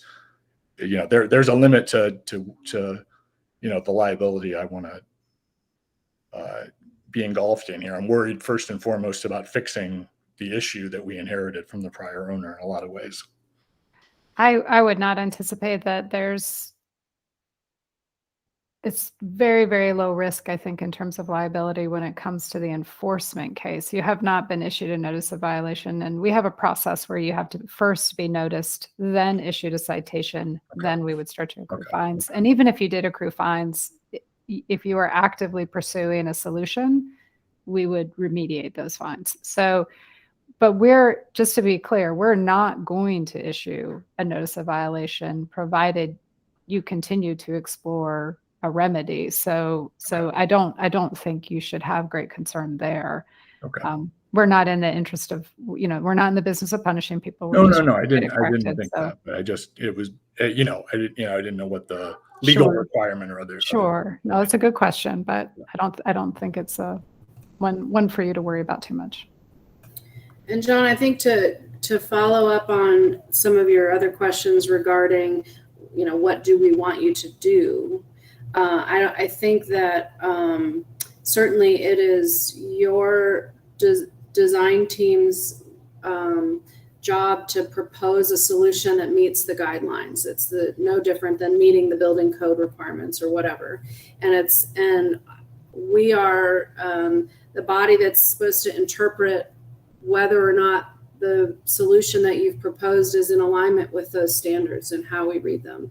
And so I think what we are suggesting as a body is that we've heard a lot of different feedback from folks. I think we're all vacillating back and forth on where this thing should be. And for many of us, it would be extremely helpful to be able to see it and for us to have some dialogue with you about the thought process and the work that you've done around trying to put the accessory structure in the original location so that we have more information to be able to help us to stop sort of swinging back and forth for many of us that can see multiple points of view. And so I think that certainly you and Michael especially is well versed in the standards for Montford, and we can certainly see that this solution moved us closer in the direction that we would like to see the project go with regards to those standards. And we may look at it and go, this doesn't work at all. Or you may present it to us and say, here's why we don't think this works at all back here. Or you may say, this is much better. And I think, I don't know how to tell you what to draw, or what the outcome of what happens to where this accessory structure was if we move it to the back. I think that is the burden is sort of on your team to be able to think that through in a way that you think reflects what the intention of the standards are. Okay, thanks. No, that's very clear. I really wanted to mostly just understand the written, what would be helpful to produce. Yeah. So I appreciate both the information and the spirit of it. So thank you. Yeah. So you're going to request a continuance? Okay, can I just make one more question or one more point? Sure. Yeah, obviously this is a resubmittal, and we resubmitted with design changes based on the feedback we got in the previous meeting. We addressed the height by repairing the grade. We addressed the expanding footprint by retreating, scaling back. The location of the proposed accessory structure never came up. in the previous discussion. So I'm just a little bit worried that we are going to respond to a new concern, and I just feel like we can only address commissioners' concerns that we're aware of, and it's kind of unfortunate that we're only hearing about kind of an insistence that we explore the original footprint when that hadn't come up before. And then we're being asked to, I guess, work with staff.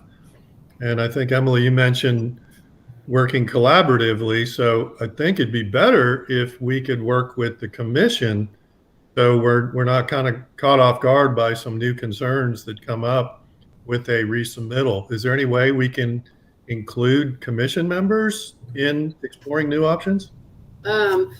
Two comments in response, Michael. I don't know that there's a way to include commissioners in that process in terms of working out a resubmittal and feedback sort of intermittent of our meeting times.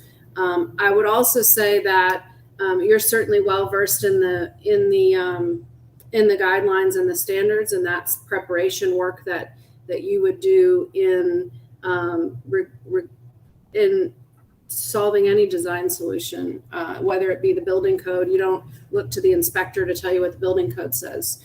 And so I understand the process takes time, and I understand that we had some pretty big things to wrestle with last time with regards to the topography and the substantive changes that had been made previous to the current proposed swimming pool solution.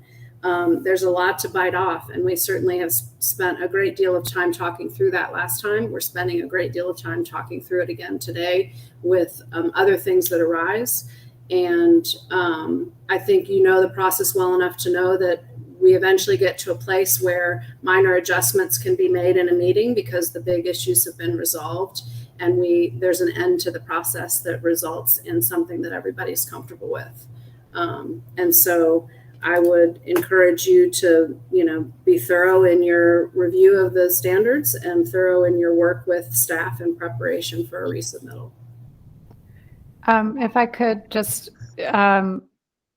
Michael had asked about, somehow trying to collaborate with commissioners, and Commissioner Watkins had recommended in the chat that the applicant work with staff based on the feedback that they've received and interpreting the guidelines.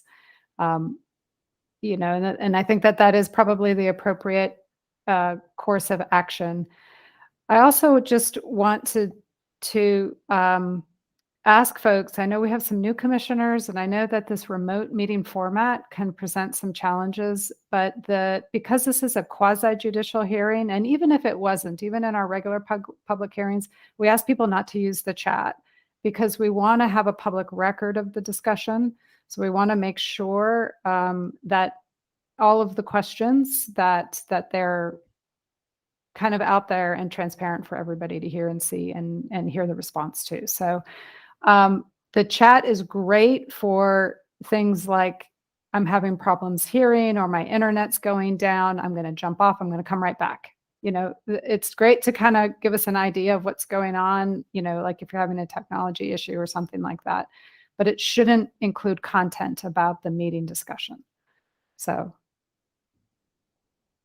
And this is Janice. I just wanted to comment that to Michael's point, because this is a quasi-judicial body and process, you can't get the feedback from the commissioners outside of this process, but certainly working with staff and what's been presented here would be, Alex and Shannon would be working from that as well. I just want to comment. Oh, and also, I was at the last meeting, and I do believe, maybe Mr. Hornaday could correct me, but I believe that guideline was talked about, the original location, the importance of that guideline was mentioned at the last meeting. Maybe it wasn't as emphasized as it is now, but it did come up.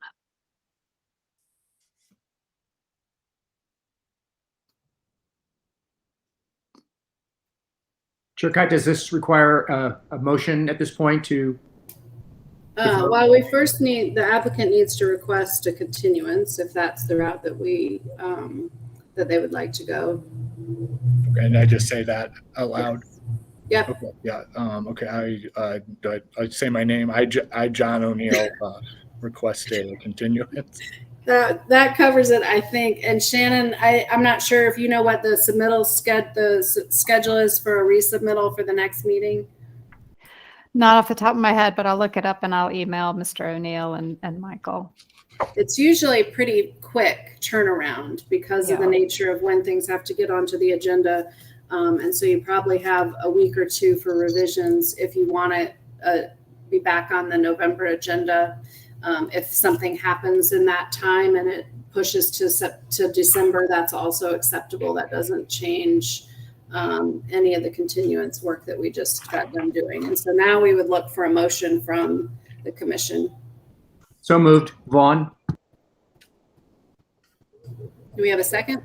Second, Lazarus. Okay. We will vote by roll call. Vice Chair Sprang. Aye. Commissioner Lazarus. Aye. Commissioner Hornaday. Aye. Commissioner Gardner. Aye. Commissioner Oliva. Aye. Commissioner Falcon. Aye. Commissioner Vaughn. Aye. Commissioner West. Aye. Commissioner Watkins. Aye. Myself, aye as well. That motion carries. And John and Michael, certainly Shannon or Alex will follow up with you regarding the November meeting. Okay. Thanks very much. Sure thing. Talk to you. Okay, we're going to move on to the next application item in Albemarle Park. We're going to go to 3 Branberry Cross. This is a request to install new garage doors and replace the roof of an existing accessory structure. And I'll turn it over to Shannon. Thank you, Madam Chair. So this next item on the agenda is a after the fact certificate of appropriateness request for two items as it relates to this accessory structure. One is the replacement of roof material, and then the other is to add wood carriage doors to this accessory structure. So the property is located at 3 Banbury Cross. The front of the home is oriented towards Banbury Cross. However, the accessory structure is located here on Cherokee, so at the rear of the property against a separate right-of-way. So the accessory structure is some distance from the primary structure and oriented in a different direction. So the request is to, as I mentioned, to replace the roof material and then also to approve these carriage doors that the applicant had constructed and installed. There is a plan to paint the doors. They're not yet painted. The wood is still curing, and then when it's ready, they will be painted. So they won't remain in this unfinished wood appearance, but that is basically the request. There's a photo of how it appeared before, and then a historic photo that was supplied that shows kind of what those doors had previously looked like, with the structure not apparently in the best condition either. So, and I believe that, yep, that is all that we have for this one. Relatively straightforward, just a request to improve this small accessory structure. Be happy to answer any questions.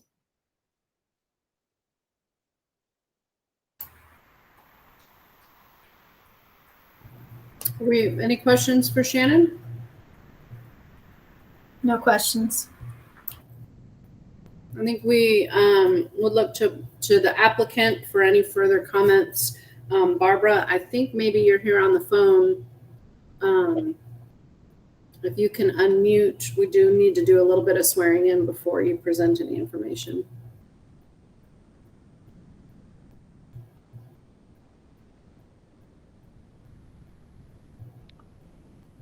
James or Barbara, are you here?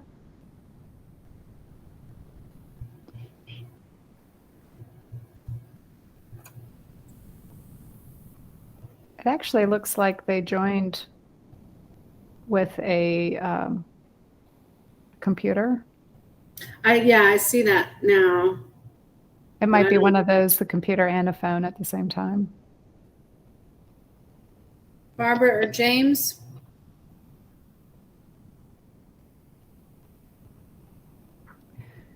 Janice, this being such a small request, do you think it's necessary to have the applicant present to hear this case? Is that a requirement?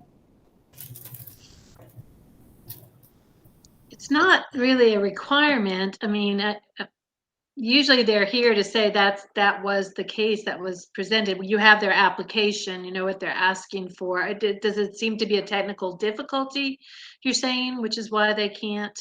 It's hard to say. They're not responding, so. Okay. You may want to just, I think you need either email or something from them saying it's okay to continue without them. So I don't know if you want to. Avery, can I ask you to maybe look up their email or cell phone number and see if you can't give them a call? Sure, I'll see if I can find them.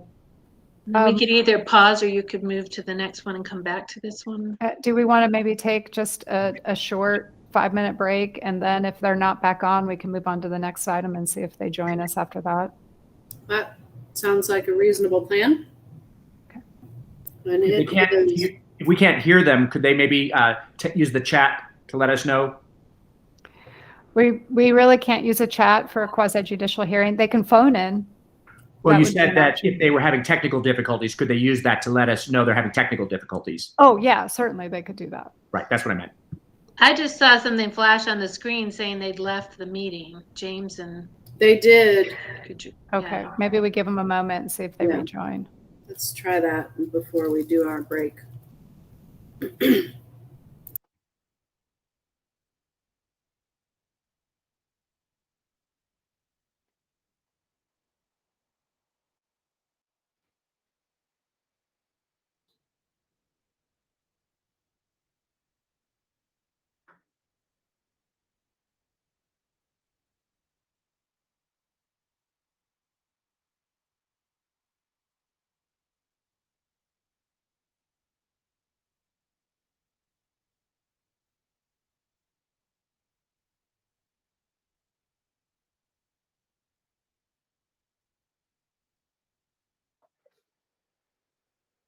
Well, I don't see anybody jumping in.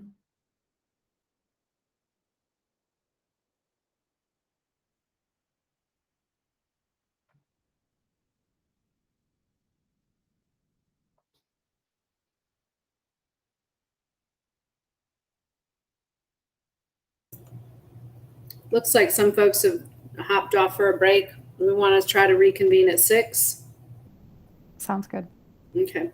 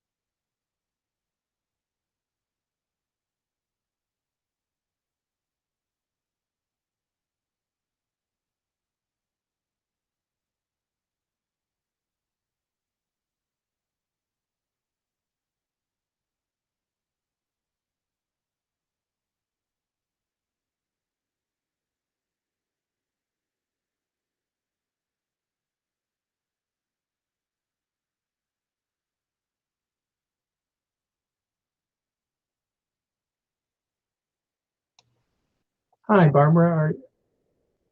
Is it working? They're in now. Oh, great. I'm not sure. Can you hear me? Yes. Yes. Okay, great. Fantastic. I'm sorry. I listened to the whole previous case. No, that's okay. I think we just noticed that you had left just before we No, got I to didn't you. left. I never connected to this sound for you. Mhm. Right, there we go.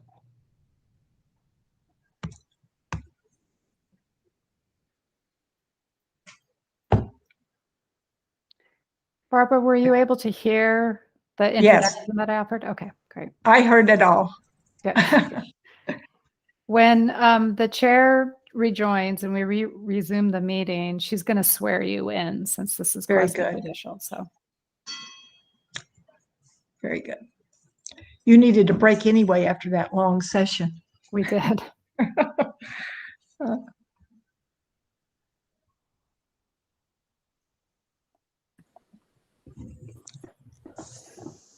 It's hard because you feel for them, you know. It's like, yeah, who wouldn't want the garage right next to that? You know, They're Sure, really struggling with that. Yeah. sure. Yeah. We've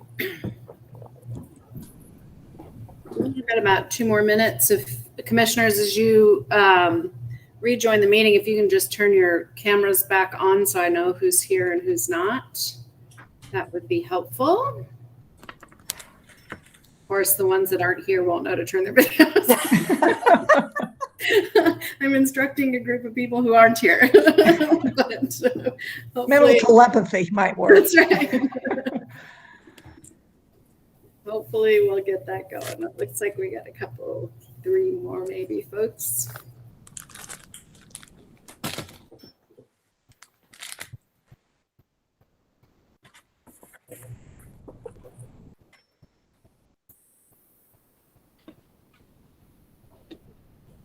Barbara, we'll do your swearing in just a minute, and I'm going to make a complete mess of your last name. So tell me how you. Let me tell you, it's a very simple name if you don't look at it. Excellent.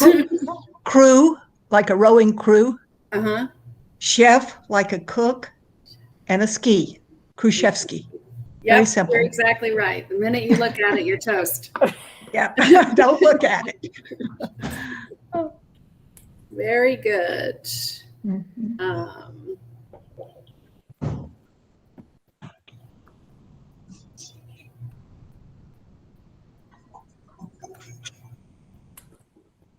Gail, I wonder if you're back yet. There we go. Thank you. All right, we're going to do your swearing in really quick, and then we will pick up where we left off. So, Barbara, if you wouldn't mind to raise your right hand. Do you solemnly swear or affirm that the information you present during the hearing for a certificate of appropriateness before the Historic Resources Commission shall be the truth, the whole truth, and nothing but the truth? Do you? I do. Okay. So prior to our break, we heard from Shannon with a staff report. Barbara, we would look to you to offer any other additional information that you might want to share, and just to confirm that the information that Shannon presented is that we're not missing anything. Okay. Do you want me to share that now? Sure. Okay. Well, our house is very old. It's a 1910 house. And we have done a lot inside, but we didn't do anything on the outside as far as the garage goes. And we needed the space for storage, and we needed it to be safe space. So we needed to put the doors on there were no doors on the garage when we first bought the house. However, Bill Barkley, who lived in this neighborhood and was born in this neighborhood, he's in his probably 70s or 80s. And he said in the beginning, there were doors on the garage. And so that was encouraging to know that we did something good to make it better, hopefully. The roofing was also falling apart, it's brick on the side. You can see that. But the roof was shingles. So we have re-shingled the top and added the doors, and it's able to be locked so we can store valuable things in there. Before we could do that, there were a lot of animals living in it. It wasn't safe, and we basically needed it to be closed and safe from animals. So that's we're right on the highway. We're right on the road. So we've gotten lots of comments from neighbors who are excited to see that we have done something with the garage. They love it, and they've complimented us. So we're very proud of it. And I didn't do an application for approval because I thought it's a door, it's not a whole building. So I apologize for that, but I'm glad to tell you anything I can about it. It's locked. As you can see, there's a lock on the side, and we can store valuables in there, and we feel they're safe. And there are no animals coming in and making a mess. So that's briefly it. We put the roofing was added. The old roof was taken off, and a new roof was put on as well. Done all by my husband and son. They did it all. Barbara, Shannon mentioned that you intend to paint the doors. We're thinking of either painting or shellacking. We like the color of the wood, so we will actually cover it with something. If you prefer paint, we'll put paint, but I like the color of the wood, and I'd like it to be shellacked or covered with I don't know what you call it, shellack's the word I know, but some kind of coating that would preserve it. Absolutely, we need to do that. Commissioners, any questions for the applicant?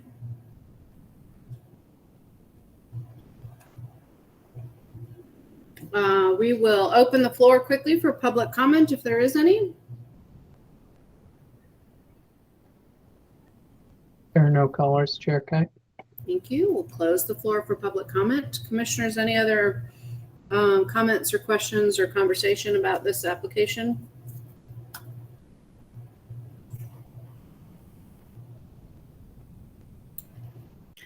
It's clear that it's an improvement. Thank you. It's replaced with a like material, just positive, follows the guidelines.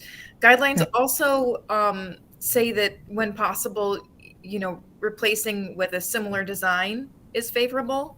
Mm-hmm. This is a similar design. I think the only thing to make it even closer would to be putting those the other cross on it. But other commissioners, do you have any input on that? My only comment, and it's a very minor one, is I'm trying to look through the Albemarle Park guidelines on painting unfinished wood. Sure. And that I just haven't found. Other than I haven't found anything either. I've looked.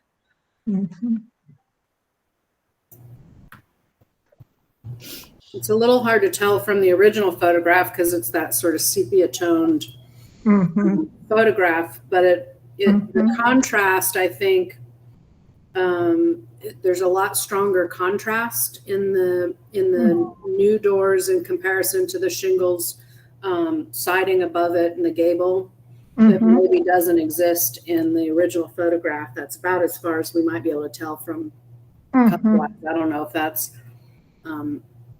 if that's true, but if in the absence of strong guidelines about what we're supposed to do, it's hard to. And to add upon that, Emily, that if the applicant were to put, a poly finish on it, a clear finish, over time that wood would gray and probably be closer to, the color or tone shown in that photo. I would also add that during that period of significance that kind of that natural look of wood would not be out of place. Okay. I think there's a similar garage across the street at Shamrock that had the same collapsible doors. Yeah, Mhm. and all the garage doors, without exception, and exterior wood is either stained dark or Mhm. painted. Okay, good to know. So yeah, Mhm. so I would push to a paint, or if it's shingles, it's dark stained. But if it's raw wood, there's no. I can't think of any examples of that in Albemarle Park. Mhm. I echo Commissioner Sprague's comment on the crossbar, the finish the X's, and I think you're there. Just paint and the crossbar, and it is a wonderful improvement from the tarp, and Yes. it looks great, Barbara. Thank you. Yeah, I'm going to echo Will. I think the crossbars would look great. I think the doors look great. Congratulations. And I also think a stain or a darker color paint would look, that's kind of what it looks like here, but it's hard to tell in the original photograph. Have a comment. Is there a reason the crossbars weren't exactly like the original? We never saw the original. We never knew what it was. I've never seen this picture before. Oh, okay. So I did not design it. It was my husband's design. Okay. And this photo was supplied by another resident of Albemarle Park who just happened I've to have never it. seen it. Yeah. Never seen it. Barbara, I don't think anyone in the neighborhood has ever seen it. I was shocked when I saw it. I thought, that's my garage? Wow. Yeah, and it's such a asset that this person has a late 70s view of every house in the neighborhood. Well, that's a treasure. Anyway, it's a trove. Yeah, it really is. I have a quick question. It looks beautiful, so no complaints at all on that. But is that, and I guess the bottom right-hand corner, is that just showing the beginnings of a little bit of water damage? I know that I noticed that too, and I don't know the answer to that.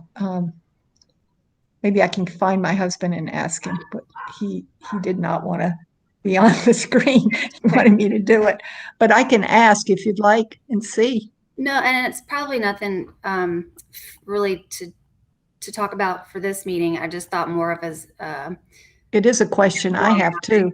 Yeah, since it's you just went through all the trouble of putting those on to make sure they last. Exactly. So.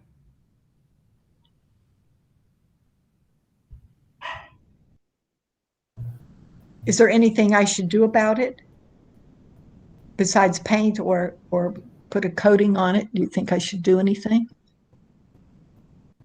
I mean, you'll probably want to treat the wood before you put whatever finish is on it. Right. And if it is, it's hard to tell just from a picture, but probably find the source of why it may be showing a little more water damage there. I know the doors are a little further, they're closer to the street than they appeared originally.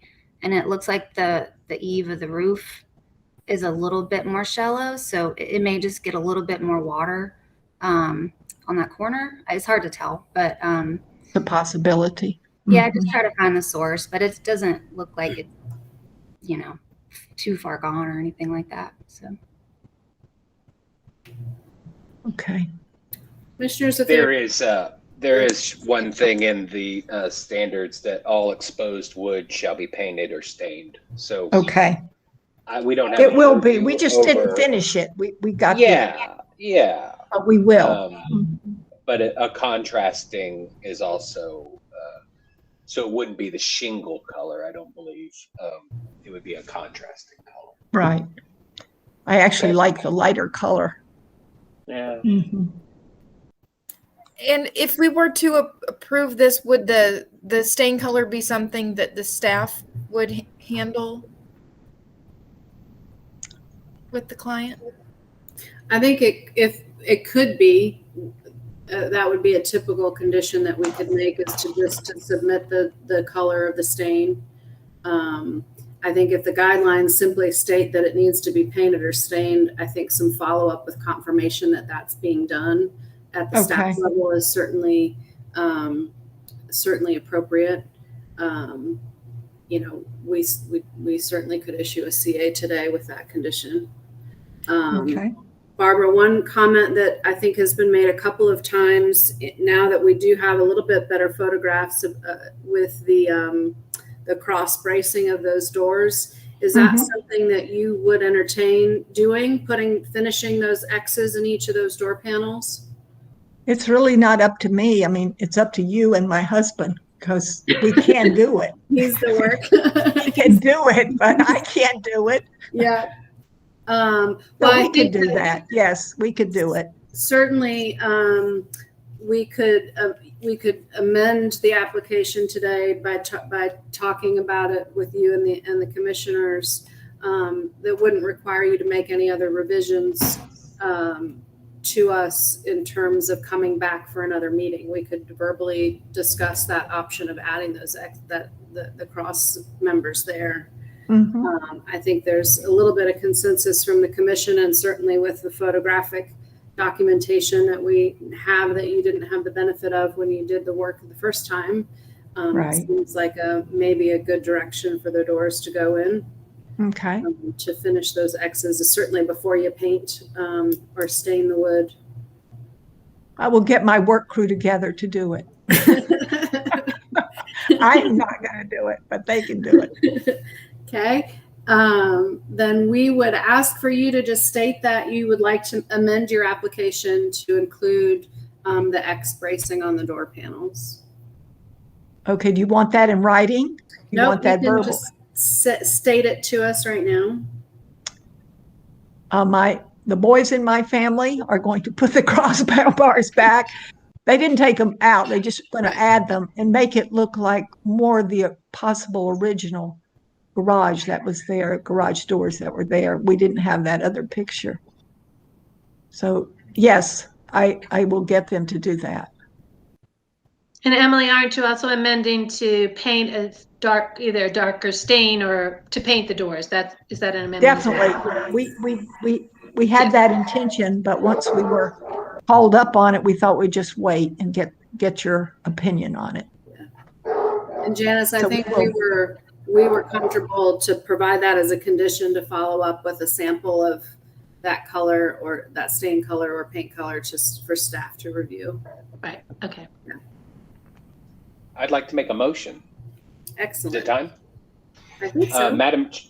Madam Chair, based upon the evidence presented to this commission, including Exhibit A, application, project description, and site plan, 3 pages, Exhibit B, photographs, 3 pages, Exhibit C, 2016 Google Street View image, Exhibit D, 1925 Sanborn Fire Insurance map, Exhibit E, 1970s historic photograph received October 8th, 2021. And there was no other exhibits, I don't think. And the commissioner's actual inspection and review of subject property by all members accepting. I move that this commission approve the certificate of appropriateness based on the following. The application seeks an after-the-fact approval to install custom painted or stained to be determined by, shown to HRC staff, wood garage doors, and to insert the cross bracketing on the 4 doors. After the doors, wait, accessories. They would have to be put on first. Right. Okay. Yeah. And replacing a roof material on existing structure. New roof material is dark green asphalt shingles. Doors will be painted or stained once the wood has had time to cure.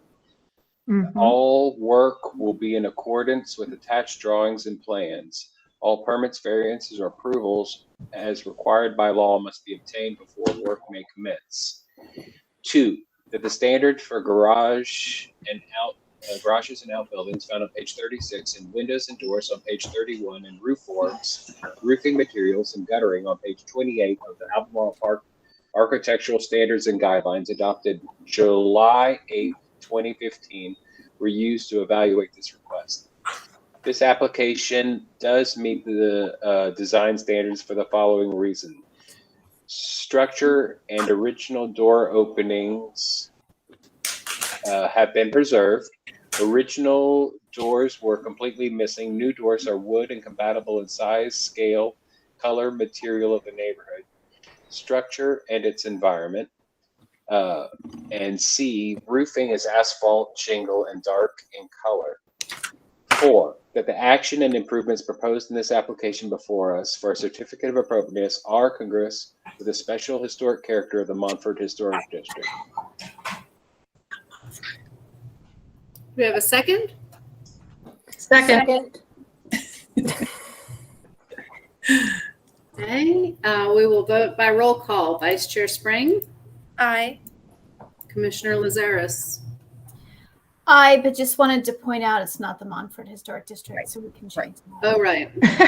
Albemarle Park. Albemarle Park. Albemarle Park, yeah. Sorry, everybody. Commissioner Hornaday? Aye. Commissioner Gardner? Aye.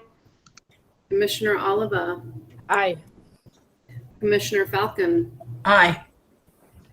Commissioner Vaughn? Aye. Commissioner West? Aye. Commissioner Watkins? Aye. Myself, aye. That motion carries.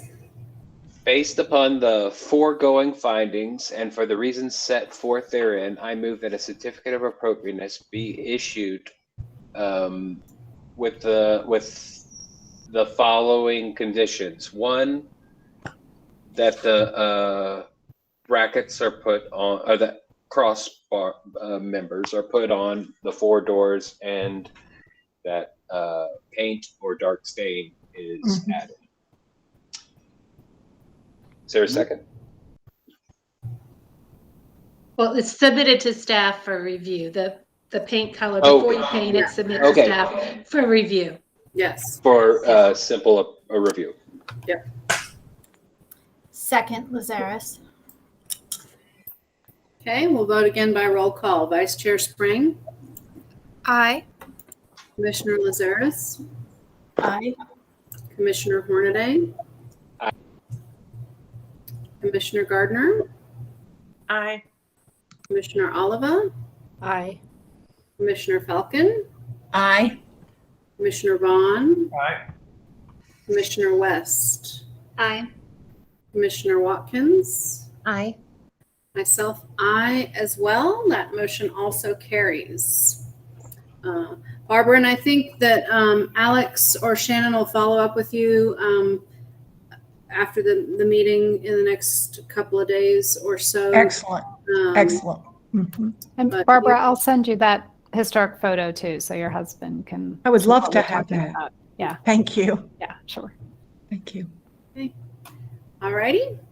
We're going to move to our next item on the agenda. This is a local landmark project at 29 Rice Branch Road. It's the Rice Cornell Brown House.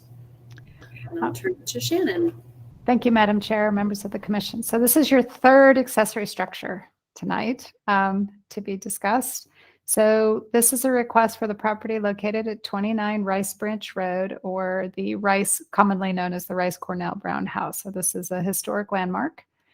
And the property, there's actually 2 properties that are kind of relevant to today's discussion. We have the subject property, 29 Rice Branch Road.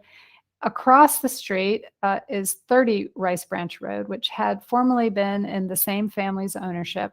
And there was a play structure, an accessory structure, was a play structure that was located on the property at 30 Rice Branch Road. And in Alex's notes, she told me that where you see the C, the letter C in current location, is approximately the location of the play structure. And where you see the N, the lowercase n under proposed location, is the proposed location of the relocated structure. So the idea is to relocate the play structure from 30 Bryce Ranch Road to 29 Rice Branch Road. Here are a couple photos of the play structure. You can see it's got a lot of interesting historic character, and it has a lot of family value. So they would really like to save the structure and relocate it to the property that their family continues to own and manage, and where they can kind of, you know, make sure that it's kept in good condition. I'm not sure if that's I'm not sure what structure that is, where it's coming from or going to. I assume that is the historic structure of the Rice Cornell Brown House. So the property, let me back up for just a moment. You see the proposed location, that end. The play structure is going to be relocated to kind of that wooded edge, sort of behind the home. So it's really not going to have really any impact on the designation or any other, you know, aesthetic concerns with the property. There are a number of relocated accessory structures on the property already. Alex had let me know that there were 4 or 5 relocated structures from other properties in the area, in the Beaver Dam area, and brought to this property over time. So that concludes my introduction. Be happy to answer any questions. I know Ms. Lattimore was here. I should double check. And Madam Chair, you will need to swear her in before speaking. Yes. Yes, I am here. Hi there. Hi. I'm going to read the oath for you. If you can please raise your right hand, and then I will ask you to affirm. Do you solemnly swear or affirm that the information you present during the hearing for a certificate of appropriateness before the Historic Resources Commission shall be the truth, the whole truth, and nothing but the truth? Do you? I do. Okay. Emily, you muted yourself. Well, that was silly, as I kept talking to mute myself. Leah, we're happy to hear any kind of additional information and background that you'd like the commission to consider as part of the project. Okay. So I have met with the representatives from Asheville Preservation because it is a local designation. And the picture you're looking at is the Rice Cornell Brown House, which has been in my family since the 20s. It was built in 1848.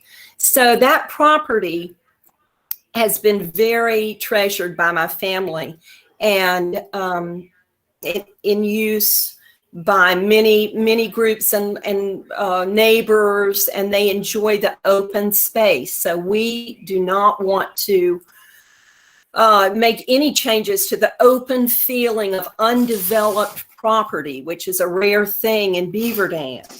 And but this little cabin was my mother's playhouse, and she always dreamed. Her parents built the house at 30 Rice Branch Road, and they built the playhouse. And now it is, it's since been sold. So the owners have offered the playhouse to us. She always dreamed of having that playhouse and talked about where she'd like to put it.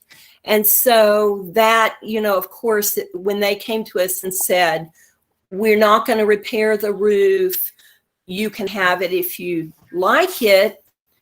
Of course, we would really like to do that. And where we have in mind locating it, we would not have to cut any trees. There's just a little flat area. The playhouse itself is 11 by 12 and around 12 feet high. It's like a little outbuilding. So it won't have electricity, running water, or anything like that.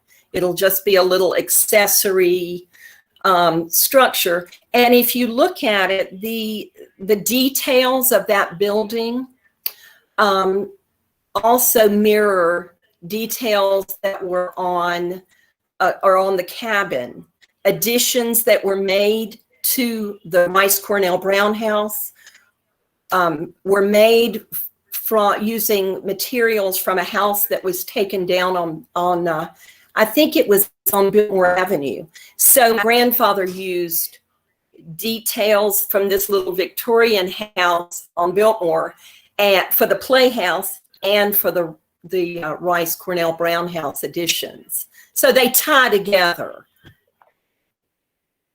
So I guess that's all I have to say, unless I can answer any questions. Commissioners, are there either questions for Shannon or for Ms. Latimer?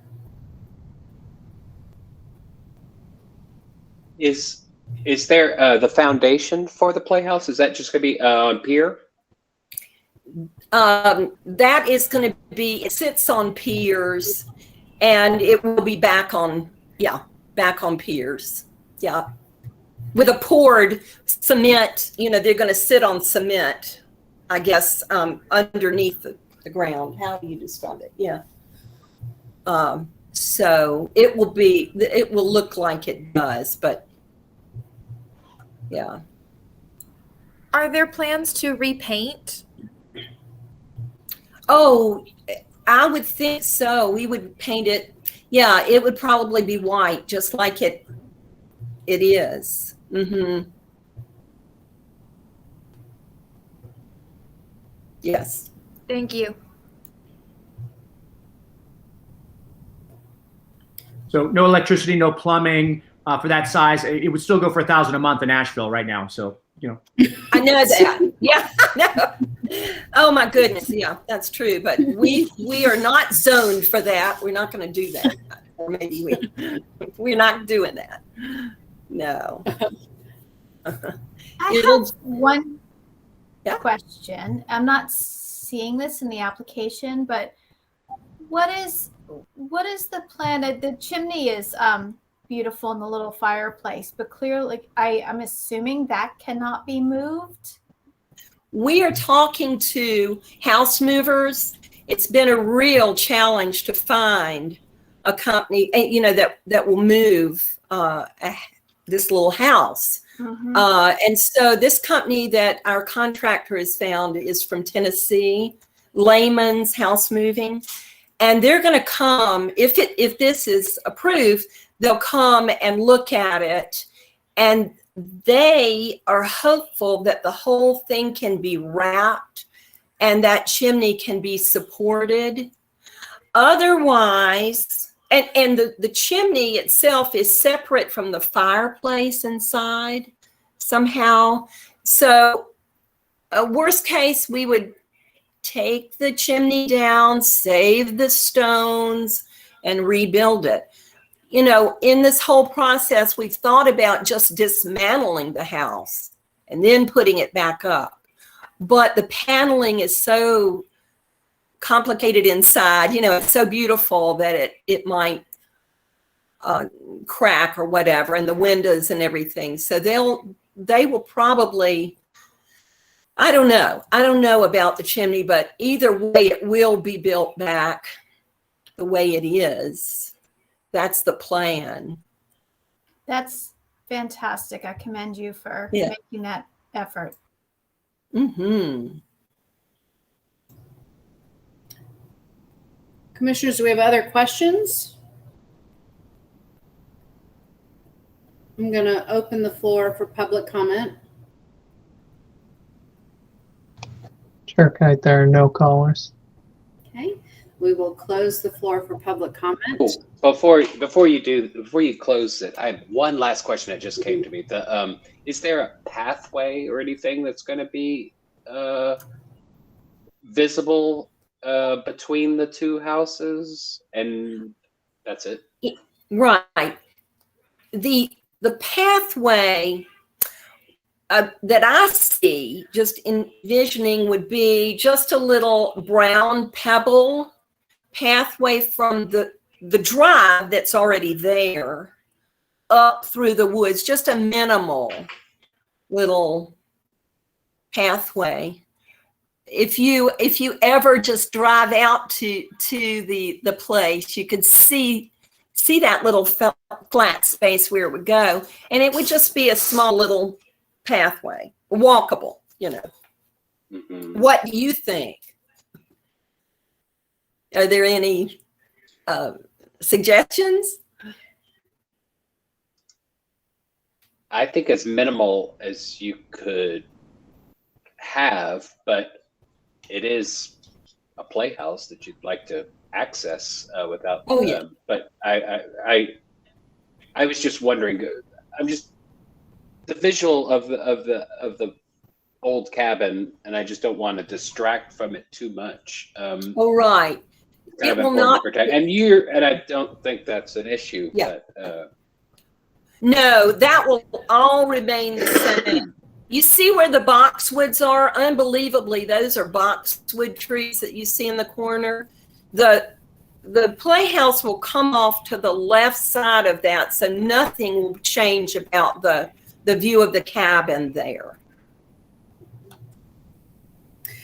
Shannon mentioned there were some other accessory structures on the property. Do any of them have pathways that might set a little bit of a precedent for what to do with this one? Not really. You see, there's a tool shed in the back that doesn't have a pathway. It's just a little tool shed. Mm-hmm. And then the other structure she's talking about came from Madison County, actually. And the structure, one of the structures is another rental. It's a cabin up on the hill that has a drive around it, and it's been there since the 70s. And then there's another structure that's a little barn. So, that's just there in the middle of a pasture. So. Can you think of anything else?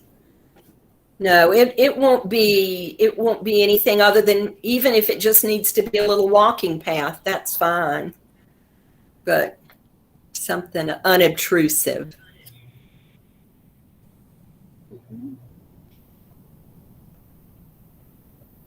Okay, I'll officially close the floor for public comment so we can, commissioners, do you have other questions or comments?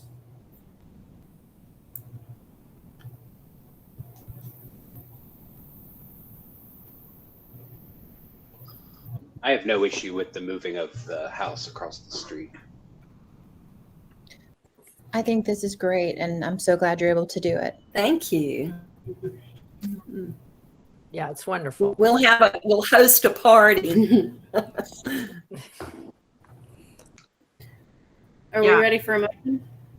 I think this is awesome. My great-great-grandma used to have one, and it was really neat to see it. They weren't able to keep it up like this one has been, but it's always really cool to see things like this in this area, especially. Yeah, thank you.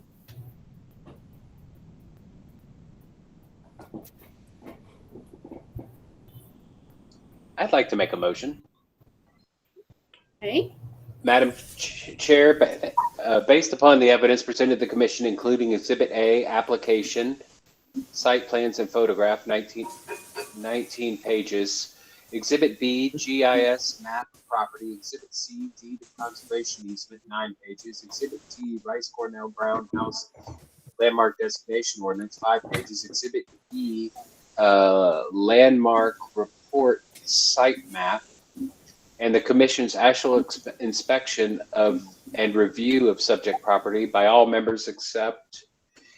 I move that the Commission approve the certificate of appropriateness based on the following. 1, that the application is to relocate a small, circa 1930s playhouse with pier foundation, wood siding, and stone chimney from the property known as 30 Rice Branch Road, pin 97504462965 to the property known as Cornell Rice Cornell Brown House, located at 29 Rice Branch Road, pin 9750466075-9. The playhouse will be sited immediately in the wooded area immediately to the east of the house. All work will be in accordance with the attached drawings and plans. All permits, variances, or approvals required by law must be obtained before work may commence. 2, that the Secretary of Standards of Interiors for Rehabilitation, specifically the standards for site and setting, were used to evaluate this request. This application does meet the design standards for the following reasons. Playhouse will be inconspicuously located on the site so that historic relationship between buildings and landscape features of the setting are retained and preserved. B, that the site consists of multiple contributing and non-contributing structures, some of which are original to the site, others which previously relocated to the site. C, relocation of the Playhouse allows for its preservation. Number 4, that the action and improvements proposed by the application before us for a certificate of appropriateness are congruous with the special historic character.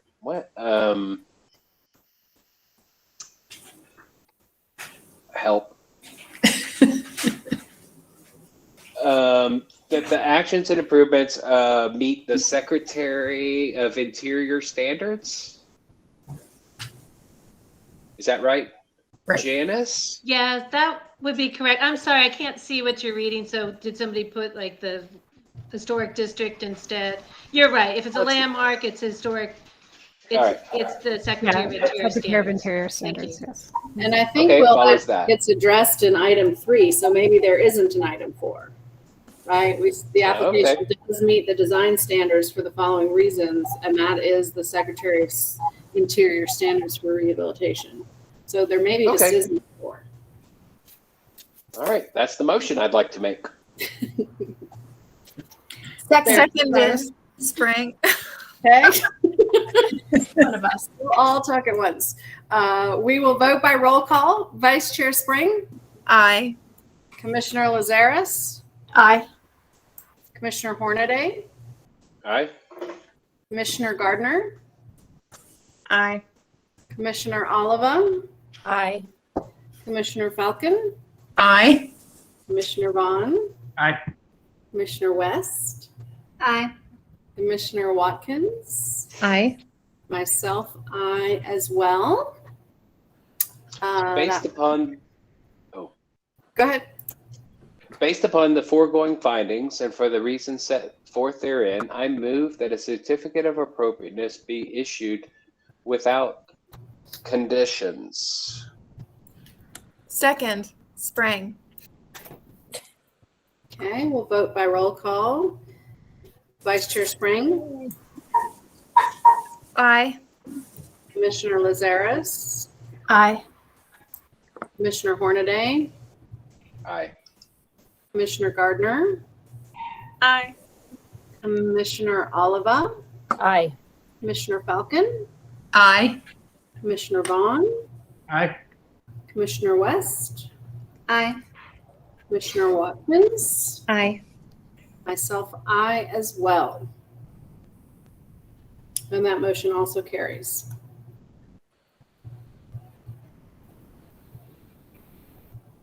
And might be the last. I think that's the last thing on our agenda. Ms. Lattimore, Yes. someone from HRC staff, either Alex or Shannon, will follow up with you in the next couple of days. Wonderful. Great. But we have got you taken care of. Thank you. Should I do And that was our last application for this month. Shannon, is there anything else that we need to do on our agenda today? We have old business, if I may.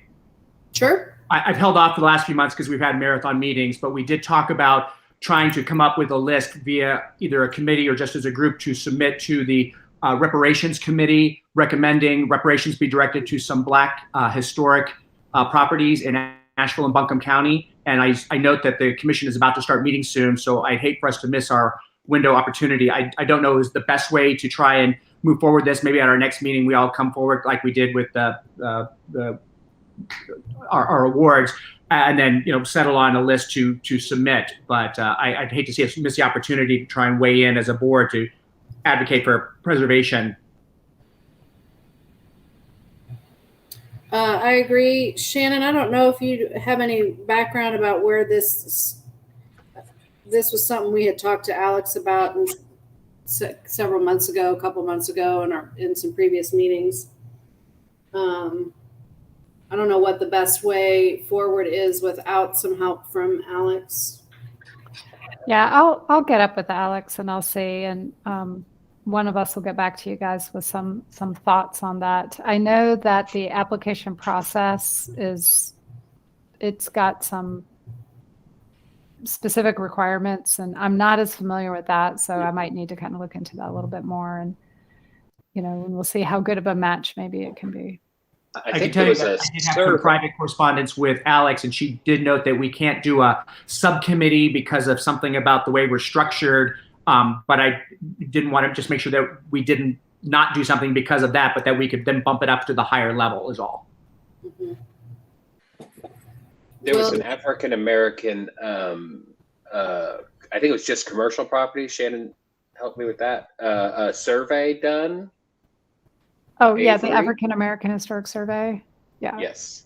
And I think there was a list of top 10, I don't know, of items on that. That might help be a catalyst for this.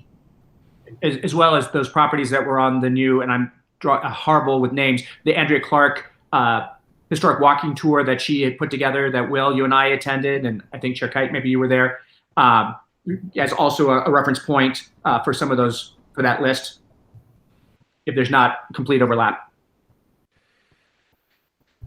Mm-hmm. Yeah, Shannon, it might be helpful, maybe an email sometime, between our meetings, that we might be able to be prepared to talk about it at the next meeting with some more information so that we don't miss a window of opportunity. Sure.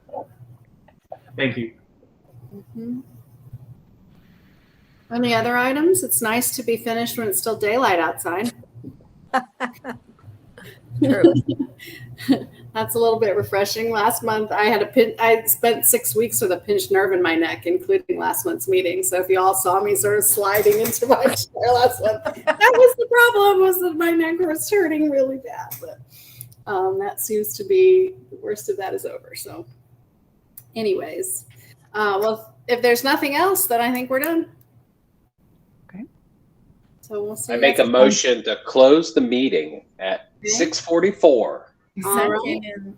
Vote by closing. Oh, yay. Yay. See you guys next month. Thank you. Have a good evening. Yeah. Bye. Well, that was better.